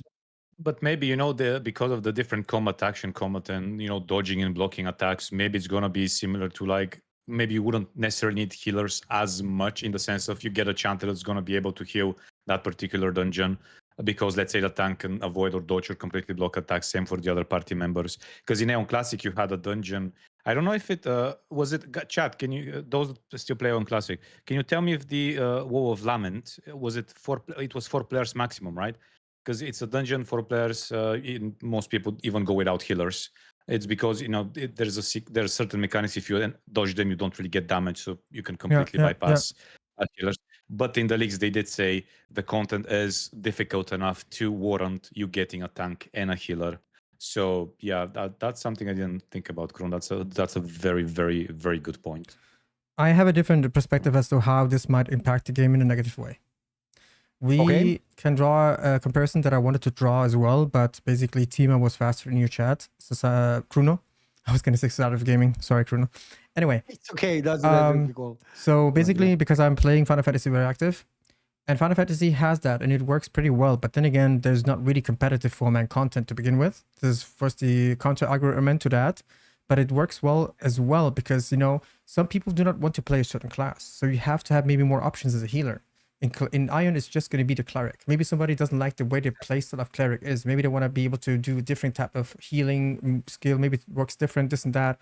So having just one single healing class will restrict the amount of healers that will exist. Now imagine if you have a group size of 4 members, how many clerics do you need to fill a lot of groups up, right? You will need much more clerics on average. So the question is, are there going to be enough people that will be like willing to play a cleric just because the guild needs it, their friend group needs it, or will there be organically enough clerics in the first place to help the matchmaking system for the people to even find parties? In Final Fantasy, there's 4 or 5 different healer types of classes that also can DPS. They can be hybrid as well to DPS and heal at the same time, which an ION is the same. So I wonder how this is going to pan out with the restrictions. So maybe when we talk about the topic of new classes, maybe they will focus more on adding a balanced amount of support classes versus DPS classes. Maybe we'll see a different form of a tank again. Maybe we'll see a different form of a healer again. Maybe we'll see a different form of an off tank and stuff like that. Maybe we'll see some balanced distribution of classes, be it long range, physical long range, magic long range, etc. Maybe that's going to happen to somehow maintain the balance and also maintain somewhat and retain, so to say, players to keep playing the game in a healthy way when it comes to dungeon stuff. But then again, I need to also mention something else. They said that there's a lot of 8-man content. So maybe the four-man Yes, content in the dungeons. game might not be that important, because in Final Fantasy 14, if you want to draw a comparison one more time, most of the engaging content in Final Fantasy 14, not all of it, most of it, is 8-man content. Extremes, That's it. That's it. same thing with Savage and Ultimates. They're all 8-man content. There's even apparently like some Savage Alliance raid as well. So maybe all of the meaningful content will still be cleared in an 8-man dungeon and nobody has to worry. Maybe the small 4-man dungeons will just maybe give you some small materials to craft wings, get some traits, or materials to reroll these stats that they say, and so on. We don't know yet, but I agree with you guys that it could be very negative as well for the 4-man thing. So I hope that they at least somewhat have a solution for that in hand when it comes to the amount of clerics in the world versus the amount of parties that try to matchmake at the same time. That's my opinion on it. That is correct. Yeah, you're right. Yeah. You're right. It's actually, when we are talking more like, it's actually hard to talk about this because we don't know additional information. We don't have much, right? We have only main information about what was happening from FGT test, and we don't know many things, right? We don't know. It will be easier, probably. It will be for sure easier to talk about this after some public, maybe half public test, right? Maybe some beta, closed beta, open beta, whatever. Probably they will not do open beta. Probably they will do closed beta, right? But for me, at least, when I saw that 4 players, right, party, that was for me, kind of, I don't know, downside. Another thing which I know there are many AION veteran players which will not like, because that was one very specific thing for AION and also other real PC MMORPGs, not the mobile games, right? Is that you have in front of you user interface with like 30 skills.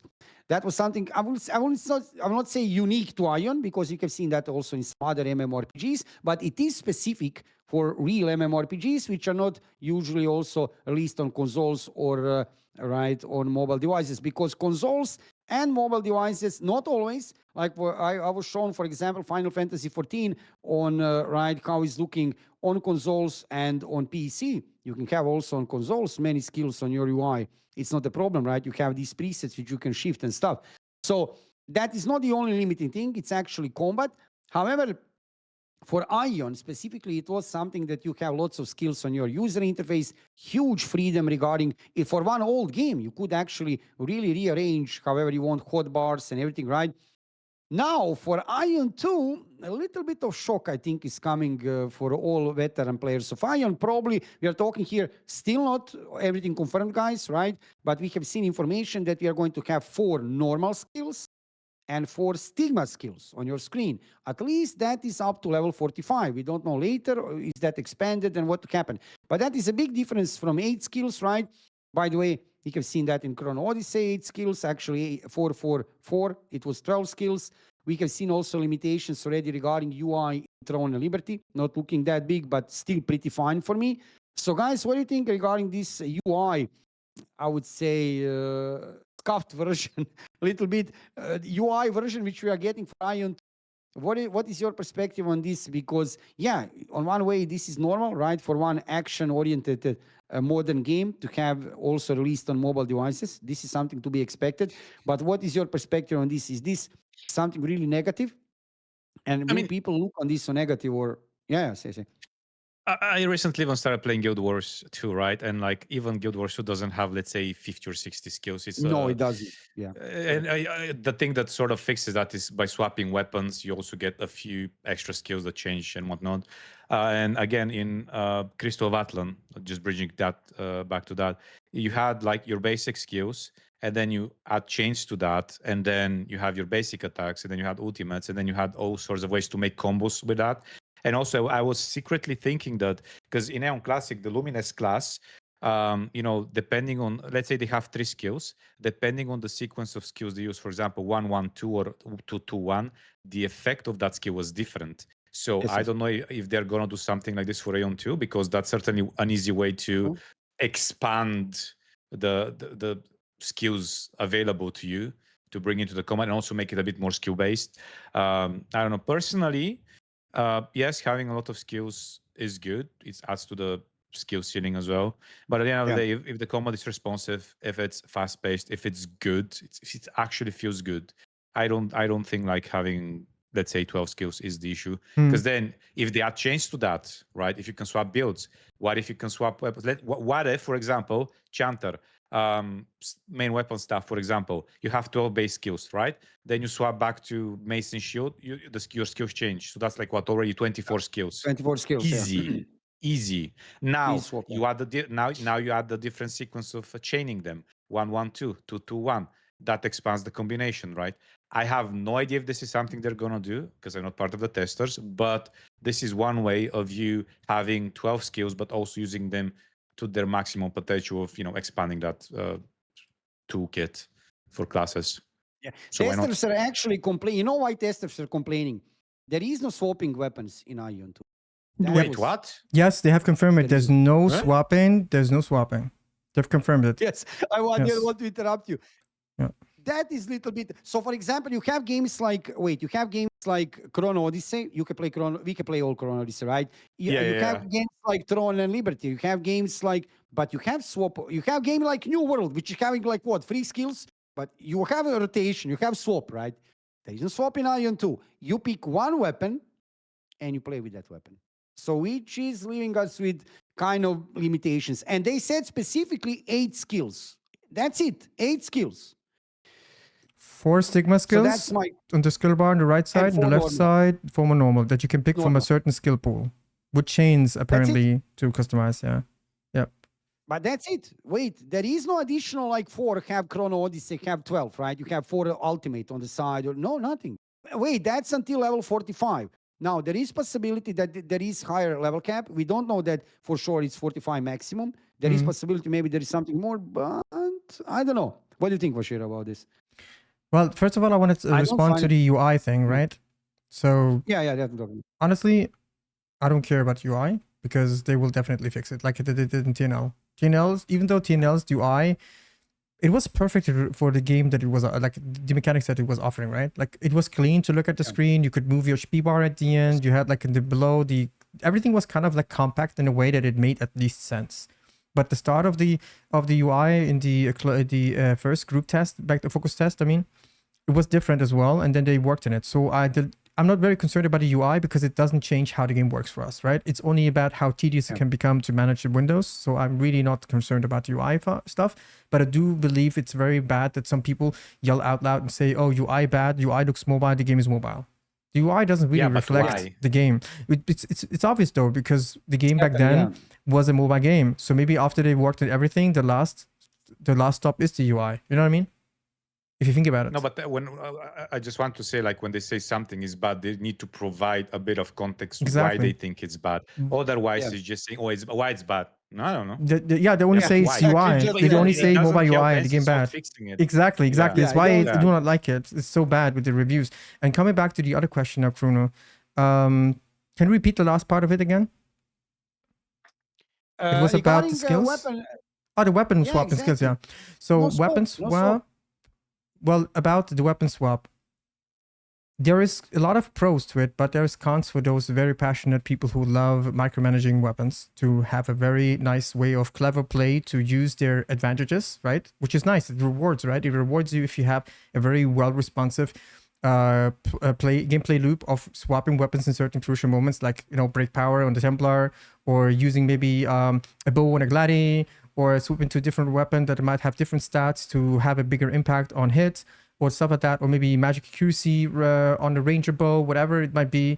So these things are obviously nice to have, obviously, but I don't think that they will ruin the game completely because you can still have fun in different ways when you learn the new ways and tricks of a game. But yes, it was probably a very nice touch to it that you could swap weapons and then you would not change skills like in TNL to maybe have some advantage if you're smart. The pro to it though, next to the con, is that you will have to have less micromanaging when it comes to gearing up. Because it can be very tedious to be like, okay, I have a shield and a sword, but now I need a great sword on my Templar. Oh, it's great now that I have a mace and a shield, but now I need a staff. For certain classes, basically, it was much more of a disadvantage to level up or to be geared compared to others. And that would also create this type of imbalance of how many people want to play a certain class. If their classes are very heavy maintenance wise versus classes that are not very maintenance wise, these classes will be more scarce. And in a game where 4-man parties exist, we need a lot of clerics. If it's going to be like, hey, you got to farm a staff again, and the mace again, and this again, and this again, and this again, I wonder how many clerics are going to be left when you have a lot of 4-man content, right? So I'm just thinking from the broader picture. I don't think it's bad, but obviously it will discourage a few AION 1 and classic players, but it's a valid opinion for them, but it doesn't matter since it's off because they're not the focus. This is what I'm going to say. They're not the target audience. They're not the target audience. It can be what it is. And so I think it's not bad. Obviously, it might be sad for some people, but I was never a fan of trying to micromanage free sets. Unless I was unemployed, then yes. Then I don't care. If I'm unemployed and play the game 10 hours a day, sure. But not like that. I don't care. Yeah. Okay, and that's also correct perspective. Yeah. So no swap, guys. I have seen that information, and considering that with UI changes, what it.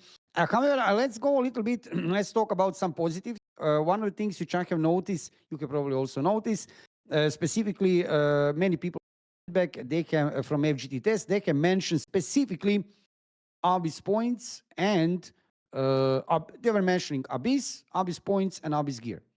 I think I'm guessing already that you'll be also satisfied with that, because some things is so good to see that get kept from original AION, because look, they could have changed anything. There is no guarantees.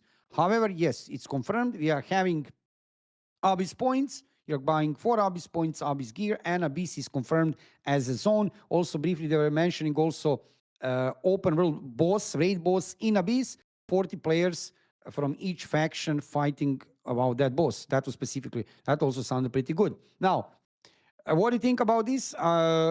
Implement this feature from original AION, Abyss points, Abyss gear, and this in general idea about the Abyss. Even that on one way, I guess we all kind of knew it will be there, but it's very nice to see this is confirmed. What is your opinion about this? I think this is a good move, right, from NCSoft to have this system in the game in AION 2, right? Now, for me personally, the Abyss point system and the medals were sort of like, some people hated that type of gatekeeping because, if you missed a few days of dailies, you're already behind with medals, and then you're behind with gear and blah, blah, blah. But if you're an active player, it actually gave you a reason to log in, play, engage with the content. And then if you actually do it, you get rewarded for it. The thing is, that is another gatekeeping system on top of the energy system. So, depending how they go with the energy system, is it going to be, you cannot enter the PvP zone because you don't have energy? Are they going to do it like that? We don't know, to give incentive for people to buy the recharges, right? I don't know. It's just, it feels weird. I don't know how to respond to it, because obviously we don't know what the end game loop is. We don't know the drop rates. We don't know the gears. We don't know anything. Personally, I don't mind it because it's an incentive to log in and do content. If it's not tied to an energy system, that's great, because once you deplete your energy and you're like, what am I doing now? Instead of leveling out, you can go do, I don't know, PvP, Abyss, get your medals, do bits and bobs. So yeah, that's my thought. Okay. Vashiro, what do you think about this? I think the Abyss is a nice touch to bring back, because it was one of the major selling points for me when I played AION for the first time. When I said it before, when you asked at the very start of the podcast, what brought me to AION or how I started, the Abyss was a big selling point back then, because it felt like, hey, a place where I can free fly everywhere, right? Like, and having this come into AION 2, and we know that there's apparently some combat in flight, and you can apparently fly away fast. I questioned at least the execution of how the Abyss is going to work. And I really want to know as well how, apparently according to Fedographics, there apparently is some limitation on flight. Depending on how good your wings are, you have more flight time. Exactly. But I'm still worried about how much it will work. Maybe there will be faster flight consumption in PvP. I want PvP not to be in air only, to be honest, in Abyss, because that's the kind of like exciting part, that you have to maintain your flight time, or like then when it's out, you have to just simply, survive on the ground, especially when there's siege. Yeah. There's like this type of weight to your flight time, and deciding on how to get from A to B, especially when the game is massive compared to the small size of AION. So I'm excited for this, but as Aslan said, I really am worried that they're going to gatekeep this place with a timer, and that the timer either is going to be energy based or another version of whatever stupidity they will do. And I really hope that's not going to be the case, because it will definitely disenfranchise all the PvPers that really are into the Abyss PvP, because most PvPers will probably live there the most, which makes sense because apparently the rifting from one faction area to another is going to be limited in comparison to the Abyss entrance. And apparently there's a huge, for those people who don't know about the leaks, there's a huge RVR boss in the Abyss. So something like back then when we were the first time went for Minotaurs, something like that is already existing in the test. So there's already going to be a super race for big guilds to get to reap the rewards of that big boss. Correct. And apparently, I'm not sure if people even managed to kill the boss, but they attempted it in the focus group test. So that's great. So I believe the addition for PvP and Abyss is a great deal. And I just am worried about these things, and also what Asadon said about the energy thing, that it might limit people. And I really hope that maybe next to the Abyss points, that there is more to get from there. Maybe rare materials in the Abyss that you can only gather in the Abyss. Maybe certain ether vortexes will only be very prominent, like in AION 1 in the Abyss, so that you have to go to the Abyss, even crafters, whatsoever. So it drives the PvP as well for those people who want to sometimes encounter those who are... I'm pretty sure that a lot of crafters at the end will have decent gear, right? So there's always going to be action. And maybe also action to protect nodes. You know, the culture of nowadays, PvPers and hardcore PvPers, they would just simply stand on nodes just to block people from getting them to PvP, or to give them to their members if there's not enough nodes. But if the game is massive, maybe that's not going to be the case. We don't know yet how big it is, the Abyss, right? Yeah, we don't know. But you know, much information, don't know. Yeah. Yes. No, I yeah. just want to add in because NCSoft, like one of their initial presses was like, oh, we want to focus more on cooperation and people playing together rather than competing to each other. So what you described, Vashiro, right now sounds to me more like on the competitive side, on the PvP side. Yeah, it's gonna be though. Especially with yeah, I mean it's in AION's nature, right? This is what we sort of love the game for. But that is a actual issue for a lot of PvE MMOs, because what ends up happening is you're forcing PvP players to do PvE content to get their PvP gear, most of the cases, and some of the PvE content is tied to either a PvP area where you have to cross and get killed, get ganked, get annoyed, or you have to participate in some form of PvP to, get, I don't know, whatever there is to get. So I don't know how they're going to balance it out. I just, like I said initially, if they want to make a PvE game, focus on that aspect. If you want to make a PvP game, well, probably not, focus on those aspects. If you want to make something in between, good luck. Apparently, they are creating PvE game, with what I have seen so far, right? So all of these, just a note, right? Probably you have noticed that even there are differences, but all of these new upcoming MMORPGs like Chrono Odyssey, AION 2, even Arcade Chronicles are moving much more, shifting into PvE direction. Even that doesn't mean there won't be any PvP, but obviously AION 2, it will be much more PvE focused. And now when we are talking about that already, we have seen already some mentionings regarding PvP, right? What form of PvP, including what we have just mentioned, right? There will be limited drifting, there will be Abyss. Arenas are mentioned vaguely, like very vaguely, but arenas are mentioned, and also possibly some content like group versus group. That would mean not 6 versus 6, but probably something 4 versus 4 or 8 versus 4, 8 versus 8. However, nobody mentioning anything regarding massive scale sieges, which are one of the main designations of AION, original AION, right? So, what about the nobody World from versus World events? Did they mention that World versus The World only event? word, Like they only mentioned the RBR? boss, yeah. They only mentioned the boss, but no sieges. boss. The bosses, okay. Nothing. So this is definitely telling us that NCSoft is definitely going to focus much more on PvE. Well, also the fact that there will be more than 200 dungeons. When they say 200 dungeons, they're calculating, of course, everything: single dungeon, solo dungeons, 4-player dungeons, 8-player dungeons, raids. They're calculating everything. However, still 200 dungeons. Is a lot. That's a lot of PvE. That's insane, right? So, how do you feel about this guys' PvE focus of the game? Because AION, which we know from the past, had actually amazing, in different to patch throughout years, but balance between PvP and PvE was actually handled much better than in many even modern MMORPGs. Yes, there are some patches which are leaning more PvE or PvP, not that great. However, overall idea about the game, one of the best things about AION as a game was actually that rounded content. PvP wise, PvE wise, crafting, what you could do, dungeons, single player solo party, massive scale PvP and PvE. AION had it really done greatly as one rounded. Now, AION 2 is going in different direction, much more PvE, which is reasonable considering analytics which are showing that most of the community, most of the players, MMORPG players, are leaning more on PvE side than on PvP side. And I know that many of you on the chat will be here saying, oh my God, no, we like PvP. I know, but listen, you need to look analysis from different companies, Antisoft, XL Games, Chrono Studio. You think that they are doing this by accident, moving into PvE direction? No. No. They have done analysis on the market. People like, I can see in one pool, maybe like half year ago, there was a really cool pool. Doesn't matter. It was not like few thousand people have participate. They were, I think it was from Chrono Studio or Kakao Games. They were asking people, it was a public pool, what do you want from MMORPG? And they had offered PvP, PvE, exploration, class, I don't know, like crafting.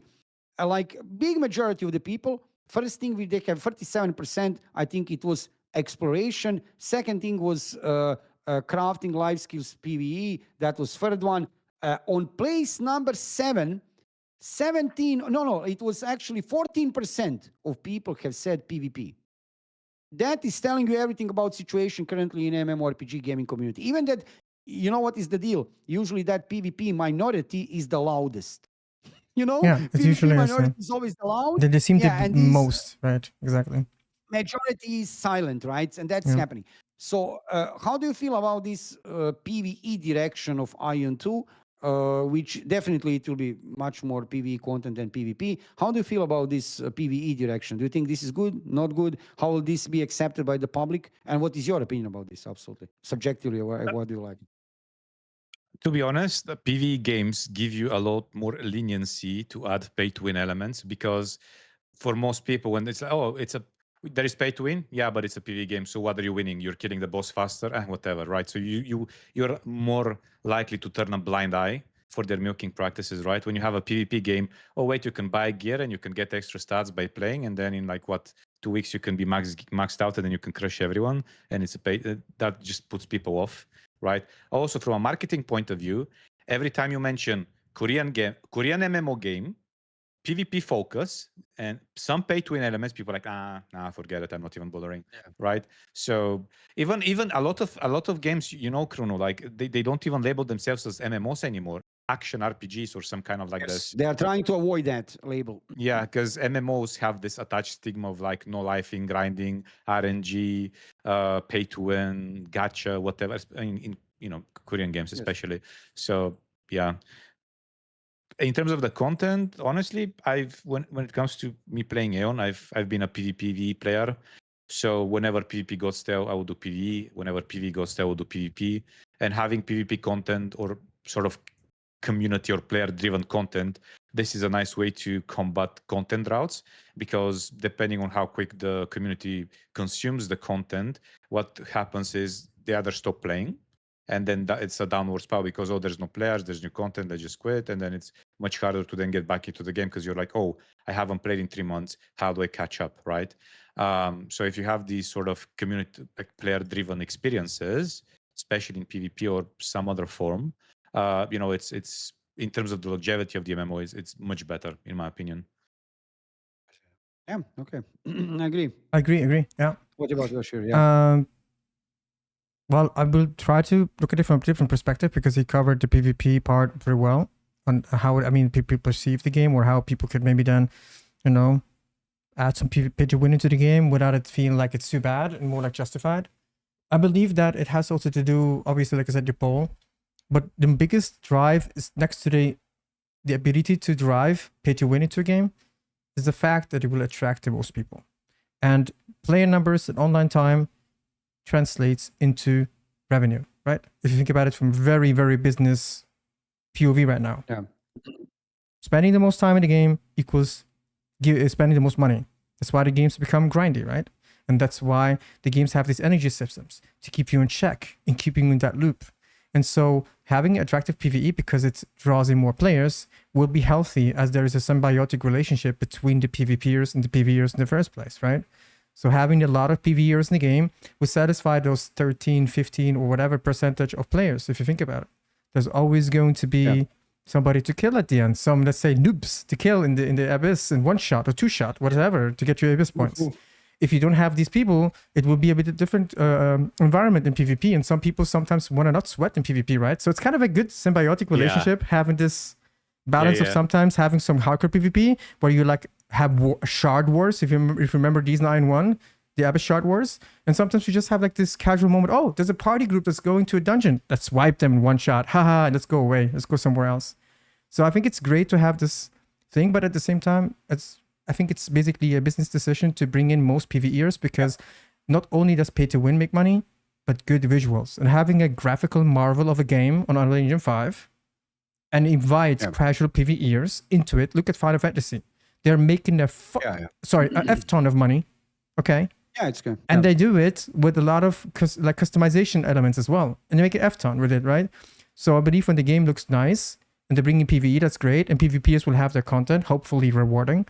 I don't mind that the game becomes PvE focused because it adds to the future of the game. The game is going to be basically paid for developers. And there's going to be a longer lifeline, so to say, for AION than if they would just reduce it and make it more for PvPers. And we all know it, even though I'm much into PvP that much anymore. I'm like 50-50. But people that are hardcore PvPers need to know that this is the way to have a game to even PvP in. You have to accept the fact. That's how it is, in my opinion. Yeah. That's my take on it. I just wanted to add on to Yes, so Vashiro to say when he was talking about whales in pay to win and whatnot, there was a great quote. I don't know who said it, but like whales cannot survive in a sea without fish, right? So it's like exactly. It's kind of like you need both, right? Yeah, you need symbiotic relationship. Exactly. It's actually exactly that. The fishes are on its symbiotic relationship. They're just cleaning the whale, and the barnacles are getting it's I don't know. Yeah. I agree, guys. Yeah, I was expecting that you will have this opinion because this is reality. This is reality, what's currently happening, right? So I'll be surprised that you... But, okay, I want to cover two more topics because we are closing in 2 hours. I think... Holy shit. Guys, time is flying fast. So we I don't want to push today because I have in plan some future podcasts, so I must not put pressure for you today, like 3 hours, 4 hours. So let's keep it shorter that we can for now. However, there are many topics to cover, and time is flying really. So I want to cover 2 more topics. Like I have here huge list. We are now in about half of the list, so this will be like 4-hour podcast, but that's too long for this format. I want to talk also about 2 things before we finish. So first thing, which I want your comment on currently what we know about business model. I'll just give short recap for everybody here on the chat, everybody here on the stream, guys who are watching. Regarding business model of the game, so far it's not officially announced that game will be free to play, but probably it will be free to play. Regarding monetization in the game, players from FGT test have mentioned specifically Battle Pass, no details, but Battle Pass. Also that skins, costumes, and mounts will be sold also in the game. Also, regarding monetizations, we have heard a few times mentioning word diamond in the premium context, currency. Yeah, exactly. Premium currency diamonds. It can be changed, right? The name is not matter. Doesn't matter. Which was mentioned, in 2 aspects. A little bit worrying aspects. First aspect was worrying Insta revival, which you can buy unlimited amount of time. But then again, this could be only for FGT test. There might be limitations in the game. And another context was filling out your action points for dungeons throughout diamonds, also from the shop, right? So regarding monetization, already when you hear this, already this rings like free-to-play business model with pay-to-win elements in the game, which again, not a surprise, because we can play games like AION, Lineage, BNS, Throne and Liberty. We know, right? So not a surprise. I'm not in shock like, oh my God, it's going to be pay to win. It's going to be pay to win to some point, to which point that is very important. However, I want your comment regarding this information, what we have so far. I mean, I guess we are not in that big shock regarding that. We can see negative aspects, but what do you think about this? Chrono, you said You said they haven't confirmed it's going to be free to play, right? Imagine This is it the was, reason let's why say, I'm not buy to play shocked. or a subscription. Hmm. Wait, but imagine you had to pay to even play, and then you had Battle Pass, you have the Oh my premium god. marketplace, you have to buy a recharge for your entries and whatnot. It better be free to play if it has those shits in it, Yeah, right? exactly. Um, in terms of us getting used to this unfortunate practices, we had like I feel like most of the newer generation, and this is a personal observation, this is not backed up by data, doesn't really play that many MMOs. They play mostly games like Battle Royales, MOBAs, things like that, right? And most of us old schoolers now have disposable income, but with that also comes different responsibilities. So when we log into the game, we're like, yeah, I want to play, but I also want to don't fall back. So I want options to catch up with stuff, right? So I feel like companies realize the potential in that, and we're like, you know what? Let's just get some extra, I mean, Christmas bonus, a second home, third yacht, it is Yeah, what it is. exactly. Yeah. So that's the unfortunate reality of games nowadays. It's no longer a game made to be enjoyed. It's game made to bring in profit. Yeah. Yeah. Are you done already? Otherwise, I would start talking about what Yeah. I think about. Sorry. Yeah, regarding business model. And what we know, at least so far, Yeah. regarding business model and monetization, So right? I'm not Because very. you don't know. Yeah, I'm not very shocked right now Is it? because from what I've seen from many different games, that sometimes the shop was just simply an experimental shop. They didn't care about shipping it completely, and it can always change a lot. Maybe, as I said, the infinite revives were just in so that people can maybe, without having to rerun a complete dungeon, maybe, or like whatever, maybe they wanted to add it as a convenience, but still like gather data on how many much maybe people use it. Maybe there was a NDA poll. There's probably an NDA poll, obviously, that they will obviously Obviously. anonymous as well, maybe to gather data on behavior on the shop. There's definitely something like that happening for the hundred of people that got invited into the test, by the way. So it's 100 people. That's quite the data to collect.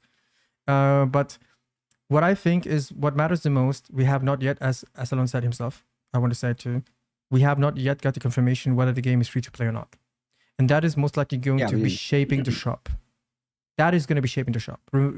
We don't know that yet, so maybe it will become a buy to play thing. What if it becomes like a BDO thing, right? You buy the game for 15 or whatever, and then you have some access, and then you will have a battle pass, right? For maybe double the amount of energy or like 50% more energy or whatsoever, you know what I mean? Maybe they will do something like that. That's going to be like a seal energy at the end, but except that you buy the game and you can play it, right? That would maybe even be a win if you are a botter and you get banned. Buy the game again, and maybe it's yourself makes money with that. Who knows? I don't know. Yeah. Yeah, we'll see. but with that being said, I'm not very concerned about it yet until I know how they are going to be giving access to the game. If the game is going to be free to play, then I'm going to be more concerned about all of these elements that they have kind of like leaked, so to say, to us. And we can also take some things with a grain of salt because not everybody has covered the shop in the reviews. There could definitely be fake reviews in there from some people that just wanted to get attention to your forums, in the Korean forums, pretending to be part of it by making certain things to match exactly reality, and then maybe some fake shit or unclear things. So with that being said, I believe my wish at least is that it's probably going to either be buy to play, and if free to play, just please do not sell anything that sells power. That's what I want. And I do strongly believe that there's going to be a market as well that probably nobody touched upon. Maybe it's NDA. There's going to be a loosened type market. It is definitely going to happen because TNL really worked well with it, but they had this issues with how do you call it? Like, you guys know about it. You both played it. How do you keep the market up when over 70% of your community quits and has each of them on average over 1,000 loose in their bank? Isn't the whole You don't economy really. crashing? And then everything It goes is, down in 'cause, price, right? So there's no really drive issue- the to, issue- yeah? The issue with that is the longer the patch lingers, Yeah. the currency gets devaluated, so it's much harder to farm in itself, which gives incentive for people to actually buy it to then spend it. With all that being said, I don't think it's going to be a buy to play, or I genuinely think it's going to end up being free to play, because you have to remember they did mention that there is gacha elements in the game already. Yeah. I wonder what it is though. Is it more Yeah, like they did mounts? specify. Who Yeah. knows? I don't know. So They with did, premium say. premium marketplace, gacha elements, energy-based system, and if you have to buy to play the game or subscription or with battle passes, now that is way too True. greedy even for NCSoft standards. So, That's yeah, like they're going next to fix level. it. Like, this is some proper BS. Yeah, and I think NCSoft have this idea. I think they are. I think that is this is really they should move away definitely from free to play system. But they have this. They are stuck with this idea of free to play and then monetizing the game. And you remember when Canon? You remember when Canon was asking gentlemen from NCSoft over there in their headquarters regarding pay to win, and the global players thinking their games are trash, pay to win Yeah. trash. You can see from gentlemen giving very political answer, right? Like they don't care. They don't care. They know what they know, right? They have idea about free to play games, the monetization, and you can think whatever you want, right? And they have like they think it's not like pay to win, like I guess or something, right? We So also I need don't to. think they seriously. Yeah. Yes, yes, say. Sorry. I was gonna just Say add what one you more mean. thing because of the pay to win talk right Yeah. away. So Yeah. that people also know about this in chat. They also confirmed 1-to-1 trade is possible. You can trade. It's not like Yes, restricted exactly. like in DNL. You can like in AION just trade stuff, and apparently the gear only gets soul bound if you equip it once. So that means you actually can trade equipment. Yes. Does that mean also you can Correct. trade it in the market? So that's going to be very curious. And then whether there's going to be a pay to win element if they allow the rerolling of stats to be behind a paywall as well. Alternatively. Yeah, there's a lot of things that Yes, we have I to don't look know. into to see how pay to win the game Exactly. can We don't become. know. Yeah. Yeah, how will everything turn out? However, yeah, it's already looking that we can see direction where they're going with this, and we'll see about that later. I mean, pay to win didn't stop us before to play many games. We can Yeah. play. I'm not talking only about games from NCSoft. Did we play BDO? We did. Did we play Lost Ark? We did. Did we play? I don't Arcade. know. So exactly. So okay, hard pay to win. However, that's like when I say hard, even that some people will say, "Come on, man, it's the same." Mild pay to win or hard. I No. totally disagree on this. Really hardly disagree on this because yeah, there is a big difference. And hard pay to win that can really dissuade people from the game.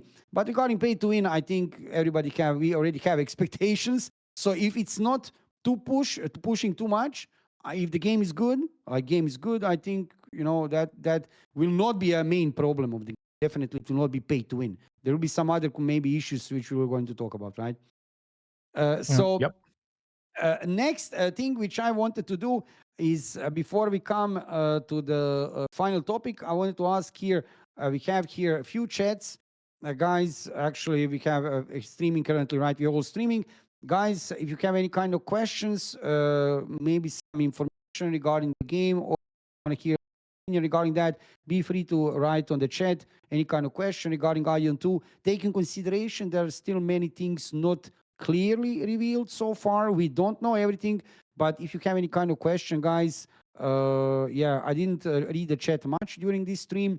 We needed to focus right on talking. So, guys, I have here with me Astalon and Vashiro, two gentlemen coming also from World of Ion, but not only playing all Ion, they are playing also other games. If you have any kind of questions for us, guys, be free to ask regarding the game, systems, or our opinion regarding something.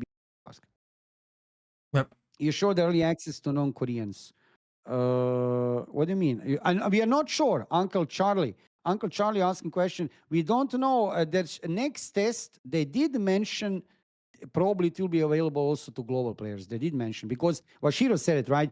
They want to hear our opinion also from global players, not only Koreans. So maybe next test, even that it will be like Eastern test, probably Taiwan and Korea, probably could be open to global. So let's hope. Yeah. I So believe and so the too. broker is there. Yeah. The I don't broker have is there only one for all server. So it's a from fellow. multi. Yeah. Somebody Yeah. asked in my Any chat. other question? Somebody asked in my Yes. chat. This is for you. You can answer it by the way, Kruno, if you want to, or if you have the knowledge. Are AP rankings confirmed, like the way it was in Iron 1? Not that I have seen. Not that I have seen I think something, but that you is did? Oh, different. that's a good question. That's actually a good question. I believe it will happen because there apparently this leak with the arenas. Somebody said there is apparently also a ranking to the arena as well. There's this leak, and also they said that there is apparently for every PVE dungeon a ranking system as well. So there probably every PVE dungeon has like a harder mode for it, where you then can fight for the best performance. I don't know if it's clear time or whatever it is, but there is basically a ranking for PVE as well. So maybe that's going to be Yeah, a for fellow both is saying, driftings. Mm-hmm. A fellow is also saying, look, Yeah. rankings are confirmed, so I assume AP2. Mhm. Yeah, I Mhm. do. It would be actually surprising that we wouldn't have ranking, right? Mhm. Usually we have in ION, regional ION class, we had rankings for different systems, right? Mhm. Mhm. Another question, Crashio, I'm pretty sure they will go for Amazon for global. This is no way to know. Did they no, they No, didn't mention. It's too early. wait. Right? Didn't they say that NCSoft is going to publish it themselves? They kind of No, officially no. Officially no. they only said that they Officially want no. to make the future product, and ION 2 is kind of the first one to be for the global market. Yes. They aim for the global market, so maybe that could be a hint for them to actually want to publish globally as well at the same time. Maybe that's the Because only hint we have. Purple. wouldn't we have news by now? Who's going to be the publisher? No, I don't no, think no, so no, no. until it's No set way. in stone in When did we Korea. learn? When did we No way. learn? For example, with Tron Liberty's case, when did we learn that Amazon is going to be the publisher? Chrono, because you were following it After Korean release, after like Korea. roughly, not before, not before. And also, just to let you know something regarding this idea, like maybe like half year ago, maybe 5 months ago, not that long time ago, there was a news on Inven that we already NCSoft already have a platform Purple, but they can make another patent apply for Purple. Like they were explaining details of that patent, right, which they have registered for Purple. Looks like they want to make Purple like Steam or Epic Game Store, like not only their own games to release. Interesting. Yeah, and you can Okay. see. Wait, didn't they recently?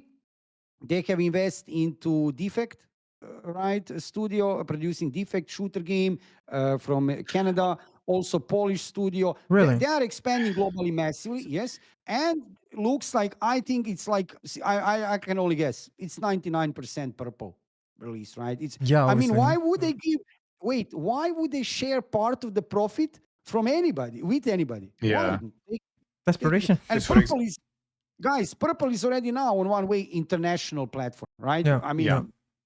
Yeah, it's an A so in what's the deal? Korea and the East. Yeah. Mm-hmm. Yeah. So taking that in consideration, there is very high probability no Amazon Games, no GameForge, no any external publisher, right? Please, no They will do it GameForge. themselves. Please, no GameForge. Please. Vashiro have experience with GameForge. I'm still in content creator program with GameForge. I'm good with GameForge, so let's be nice. But wait. I'm not like trying to be bad, mean to them, but they Yeah, do not yeah, have what it takes for such a game. I'm sorry. They are European publisher, right? And they are. I don't regarding infrastructure. Absolutely regarding. Look, many people asking when you are mentioning Vashiro, like, why did NCSoft turn to Amazon Games for publishing of Throne of Liberty? Wait, I will answer too simple. Another question: who have global infrastructure regarding hardware and software to pull this off? Which company? Kakao Games? Okay, Kakao Games, that's competitor of NCSoft. They're not going to go to competitor, hey, will you publish our game? That's ridiculous, right? So what other company can publish? Amazon Games, and you have any other idea? Because Gameforge is a massive company, but they're global public. They have some titles globally, right? But they want something really massive, and that is Amazon Games. Yeah, Or NCSoft other doesn't have. option, Yeah. Okay. yeah, other option Purple. Let's just do it on Purple, right? So I guess it's not for now announced, but no, probably it will be themselves, right? I also want to add that probably, I mean, Yeah. GameForge doesn't simply have even like the staff or the experience for it, honestly.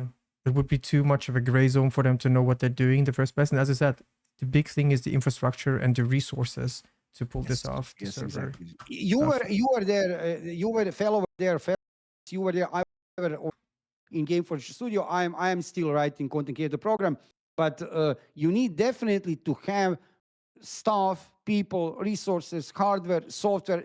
This is not a small deal. If you think it's a small deal to publish a game globally, no, it's not, guys. You need to have like money, infrastructure, and everything, right? So definitely now you know why Amazon Games, right? But we will see how that work out. It was actually one funny moment. Before I need to tell you one funny. I don't know. Did you notice that, Vashiro or Asalan? In conference call for quarter one result for 2025, when developer from NCSoft was asked, and that was one of the developers, it was one of CEOs, and when asked from interviewer, how much money did Throne and Liberty earn globally? Person from NCSoft, gentlemen, have answered, we don't know. Amazon Games didn't give us data. What? But we are rough. Wait. I can send you the conference call link from. Wait. But we can estimate if we calculate backwards, that we can earn, I don't know, 400 billion won. So when I have read that sentence, first he said that the Amazon Games didn't give data. And then after that, he gives sentence, if you calculate backwards, we have earned 400 billion won. So wait a second, you want to tell me that you don't know that you need to calculate backwards if you want to see how many, how would you, like, what the fuck are you talking about? That was in conference call. I feel like they were losing a lot of money on this because like you have to keep in mind the game is available on Steam, right? And I don't know how was it Yes. 10% or like Steam takes I believe it takes 10% like only from your 10, game to be the 15. Yeah, something like that. I'm not sure. something like Guys, this. but Yeah. this is ridiculous. Wait, Yeah. many people asking why NCSoft not putting their earnings release for Throne and Liberty in their quarterly report. But there is a simple reason: they don't know. Or don't know. or putting This it is out ridiculous. hurts the stocks because investors are very They much did mad earn, already. however, they did earn some Yeah. money. I know, but they did earn some money for release of Throne and Liberty. They would like to promote that. Come on, they did in 2024 in December, right? And even today, there is not nothing regarding earnings of TL. This is ridiculous. Right? So I don't know what to say. Anyway, it's kind of funny, right, to see Yeah, that it's very answer. funny. Yeah. I What kind of contracts they have? I don't know. one would think that your publisher should be able to provide because it's important, right? Because you're in a partnership with them. If you don't know how much money you're making on your product, why? What? No, guy, Arcelon, listen. These contracts are very differing from one another. Usually in standard contract, developer is the boss, publisher is only publishing the game, right? In some cases, publisher have more or less to say, like, hey, should we do this? Should we do that? Right? However, developer is the boss, usually. However, in some contracts, it can be, totally different. It can be, we don't know what the details of the contract, but it is funny when you see that kind of answer, right? Like, how much money did you earn? We don't. Amazon Games didn't say. What do you It's mean? ridiculous. It's ridiculous. Yeah. And wait, another sentence, which is even more funny. But if we calculate backwards, we have earned like, I don't know, 410 billion won. So wait, you are calculating backwards to find out how much money. What are you doing, guys? Like, if you're doing this, wait, this is Tax I don't know, evasion. This is tax evasion. come We don't on, need to guys. pay tax if we don't know how much we've made. I'm sorry, I cannot Exactly. report. I don't know. I don't know. It's what just I'm because of reporting. I believe it's because of the culture. Like I said before, the Korean culture is very bad, and companies will trash each other pretty much. So I think that protecting their own image by not releasing the real numbers. I don't know why. That's part of it. But I think Okay, it is. guys, we are exceeding 2 hours. We are exceeding 2 hours. One last question from my. Yes, It's of course. super random. It's Absolutely. super random, super off topic. Absolutely. But do we know if cosmetics will be dyeable, and is there going to be like this type of customization in the game? It's safe to assume so. Like even TL had it. AION had Dyeable? it. What is I dyeable? think. No, the dice, Changing dice, color, as in changing color. color, changing Yeah, color just on the wondering what is colors. dyeable? Like weapons or only armor? What do you mean? Like it says dyes in the game, generally speaking? No, yeah. Dice, colors, this type of stuff. I mean, I'm assuming probably. I would just say one thing because there was no confirmation on that, but adding a little bit flair to that, there is a chance when you Essence tab to fail or to crit or proc a rare material. Do you remember the dice that came out of Gathering? Maybe that's probably going to be the case then. Also, the same thing with Ether as well as Crafting. They confirmed that there's going to be a crit system the same way as an Iron one. So you will have that boom moment, when you just simply see a golden item being crafted or gathered. And I do also want to say something else. Scrolls are actually coming to the game as well. That was confirmed as well. Scrolls exist. So courage, running, whatever. You can apparently craft these as well. And some people say that there's no proof that there's not going to be transformation candies or like something like scrolls to give you more stats or like something like that. So there's maybe also that happening. So that's why I assume dying is probably going to also be a thing. If they really add all of these kind of elements to Iron 1. Maybe there's a free dye that drops from Gathering. That's what I think. Or maybe Follow-up question. Dying, is the skins glamour system the same as Ion 2? In Ion 1. Unskilled, we don't know. Is it the same system? But definitely there is some system regarding customization of your character. There is, because they were mentioning you can buy some skins, customize your character. And again, just one thing, right? This is UE5. It would be really, really strange that that NCSoft will not utilize full capacity of this system for customization of your character. Like Throne and Liberty had with decent options, right? Character creation, Yeah. not only customization of your character, dyeing colors, later dyeing weapons. So it would be surprising they're not utilizing assets from UE5 to earn more money. To earn more money. That would be actually really strange. So I guess probably yes, right? Probably yes, right? Yeah. Mm. So, guys, there will be more time for questions. There will be more time for the podcast. Final question, because I want to wrap up the live stream and this part right of the podcast. So, podcast for today. Final question for us on Vashiro. Before that, just to say, guys, it was real pleasure to talk with you for the 2 hours. All right, time has passed really fast, which means it was Yep. interesting. Thank you Yep. very much. I Welcome. hope we can do this. Currently, like I said, it's kind of interesting. Everything is happening regarding Ion 2. Now it's coming summer. We will see how the situation develop. We can repeat this type of the Maybe live after stream. the We can change next concept. test. Yeah, maybe after next test, maybe before, maybe we will see. We are in contact anyway. Social Yeah. media and everywhere we are in contact, so it's not a problem. It was real pleasure to talk with you guys. It was interesting to hear opinions from both of you. So thank you very much, guys, for coming to And the thanks for having us. podcast. Thank you for inviting Not a us. problem Yeah. at all. It's real pleasure. Like I said, it's real pleasure, guys. And so my final question would be before we slowly finish this: do you know if random gold drops from mobs? I think I no, we don't train. I don't. I Kina don't is think we going to be foresee very any. rare according to the testers. Kina was very hard to acquire. Again? Correct. Yep. Correct. Yep. Huh? It They is said what it that. is. The fuck? Yeah. Mhm. So we see What do you how think? though. But yeah, We see how though. Maybe yeah. But just we simply don't on know for purpose sure. rates, you know? Yeah. Yeah. Yeah. Yeah, is it dropping or not? Anyway, my final question was we have talked about many topics this evening regarding Ion 2. Do you see the future, guys? I mean, I know that it's very hard for us to be objective regarding Ion 2, but considering everything overall, state of the gaming market, MMORPG market, also information that we have currently so far regarding Ion 2, in-game features, monetization, do you think that Ion 2 have a future on global market, or there is no future game? Like, it's very questionable. Can the game succeed considering it is anti-soft and it is what it is, right? So what do you think? How do you feel? Do you think that we can be optimistic regarding future of Ion 2, or it's already doomed? What do you think, guys? No. Vashiro, go ahead first. Okay.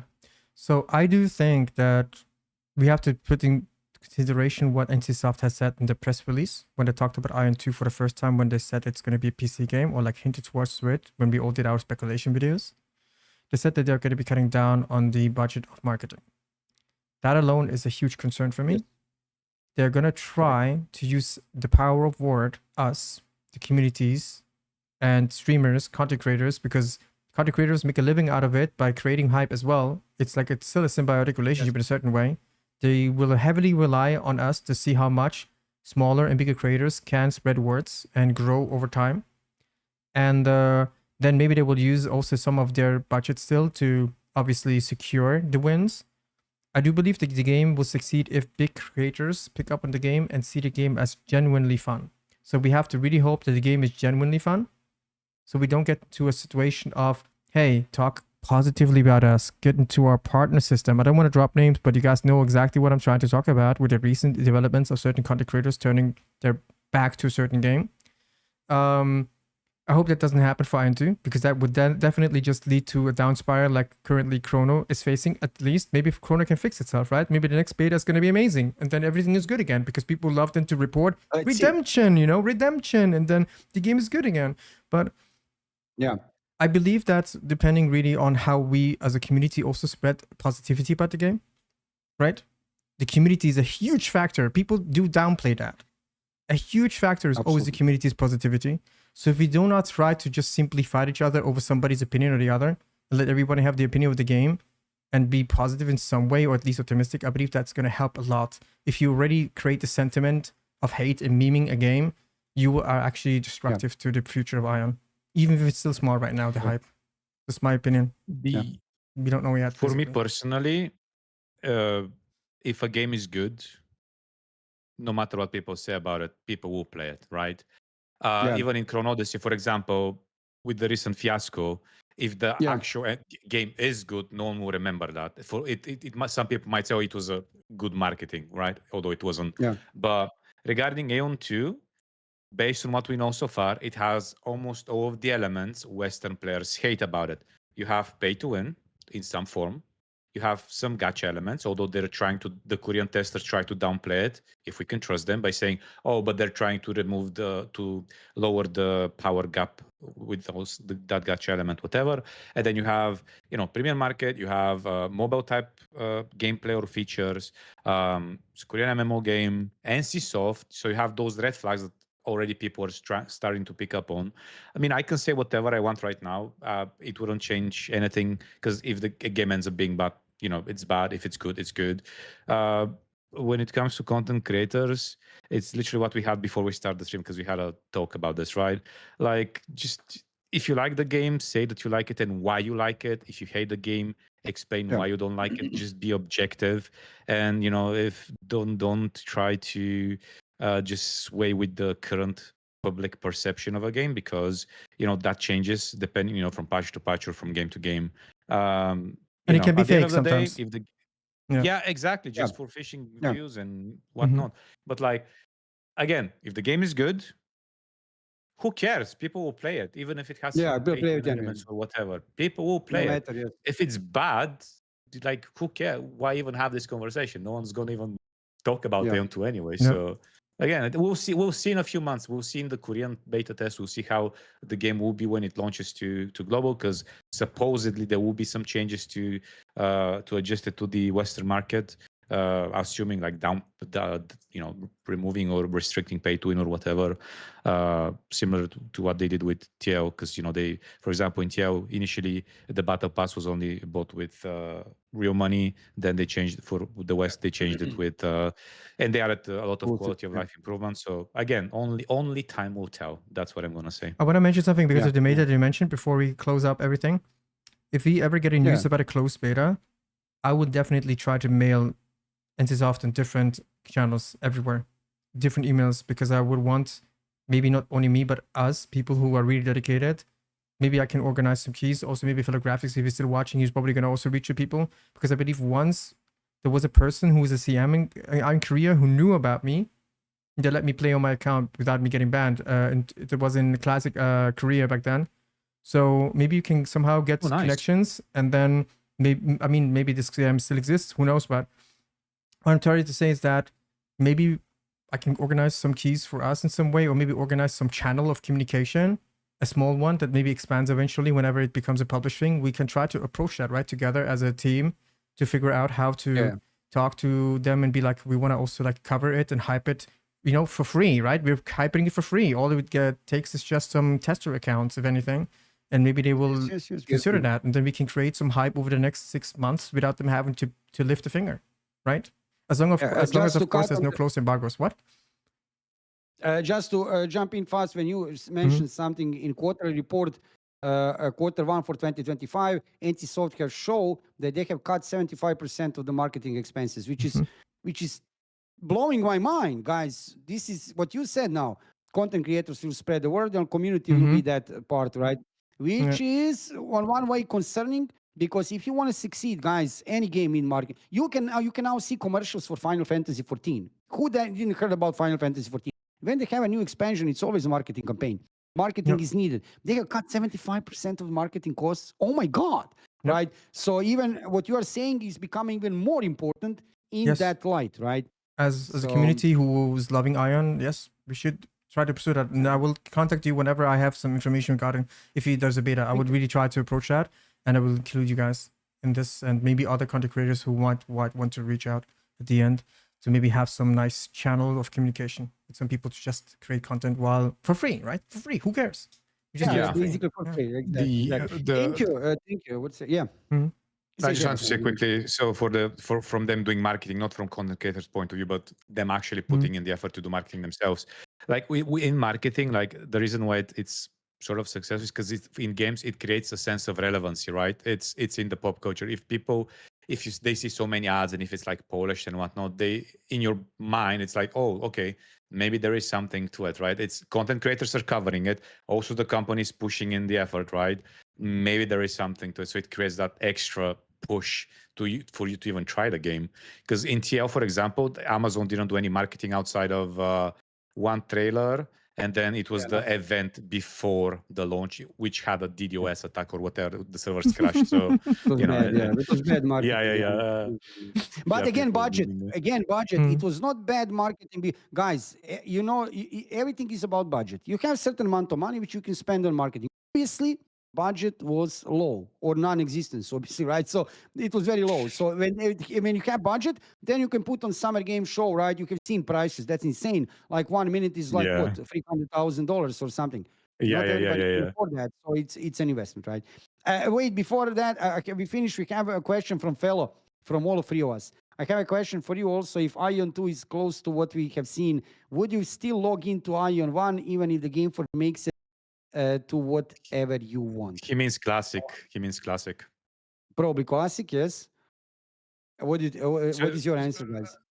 I mean, well, just to understand the question, does he mean like based on what we know about Aeon 2, whether we'll Yes, even consider logging to classic? yes. Um, I mean, probably not, simply because Yeah. I mean, even now, I mean, there's people still playing, obviously. But the thing with Classic is the upcoming patch 4.0 and after has a lot of changes most of us don't like already, and people like me sort of dropped it because it in my mind was like, why am I getting when I know I'm going to quit in like a few months? So that's why I sort of dropped it. I don't know, probably not personally. Because I logged in NA, and NA was a dead region. But when NA had 3.0 patch, there was still hype. There were players, they actually put in the effort. For the 4.0 patch in NA, there was almost no marketing outside of one trailer. I logged in, there was zero groups in LFG. There was no Asmus on the map. I was literally playing like a private server, like as if I was a tester on a private server. There was no one. So Yeah. I mean, I We wish need people, yeah. Classic. Honestly, I wish Classic the best, because obviously it has people that still enjoy Yeah. it. But personally, it's time to move on to better pastures, if that makes sense. Yeah. Yes. Vashiro, what about you? About what? About this You question would, for him? If yeah. Iron 2 is close to what it would have been, we would have seen, would you still log into Iron even if... No, I would not log. No. They destroyed the game. I Yeah. hate the seal. I hate the multiple season passes things that in the game. The very predatory kind of design of how they make you have to pay into every event in some way. And it's not fun. It's literally either, Fellow is it's a asking chore. when It's a chore. fellow is asking when Gameforge would make changes, whatever you want. When No, fellow is asking when no. still no, right? If you Yeah. still no. Yeah, I have to fellow, I have Mm. to agree with the guys here, but for another reason, I'm looking for Ion 2, absolutely, also because I'm always kind of, kind of looking into direction of something new. For me, it's exciting to discover new games, even better if it's Ion 2, but I'm also checking other new upcoming MMORPGs. So for returning to something old, even that it could be improved, and everything just feels, I don't know, it feels like something behind us, like something really nice. I have very big, nice memories regarding Ion Classic, Ion Retail, whatever, right? But returning back to let that to be feel like me going play now New World or playing Lost Ark or BDO, which is not necessarily bad. I'm not saying they're bad games. I just kind of like to push forward. I like to look in new exciting adventures, new games, new technologies, new advancements, UE5, UE whatever, to see where is leading us MMORPG. That's exciting for me, Beside, absolutely, that is Iron, right, guys? But also, that's exciting element for me when I see some new MMORPG releasing Unreal Engine 5 with new this, new that, AI included, with like what is doing over there.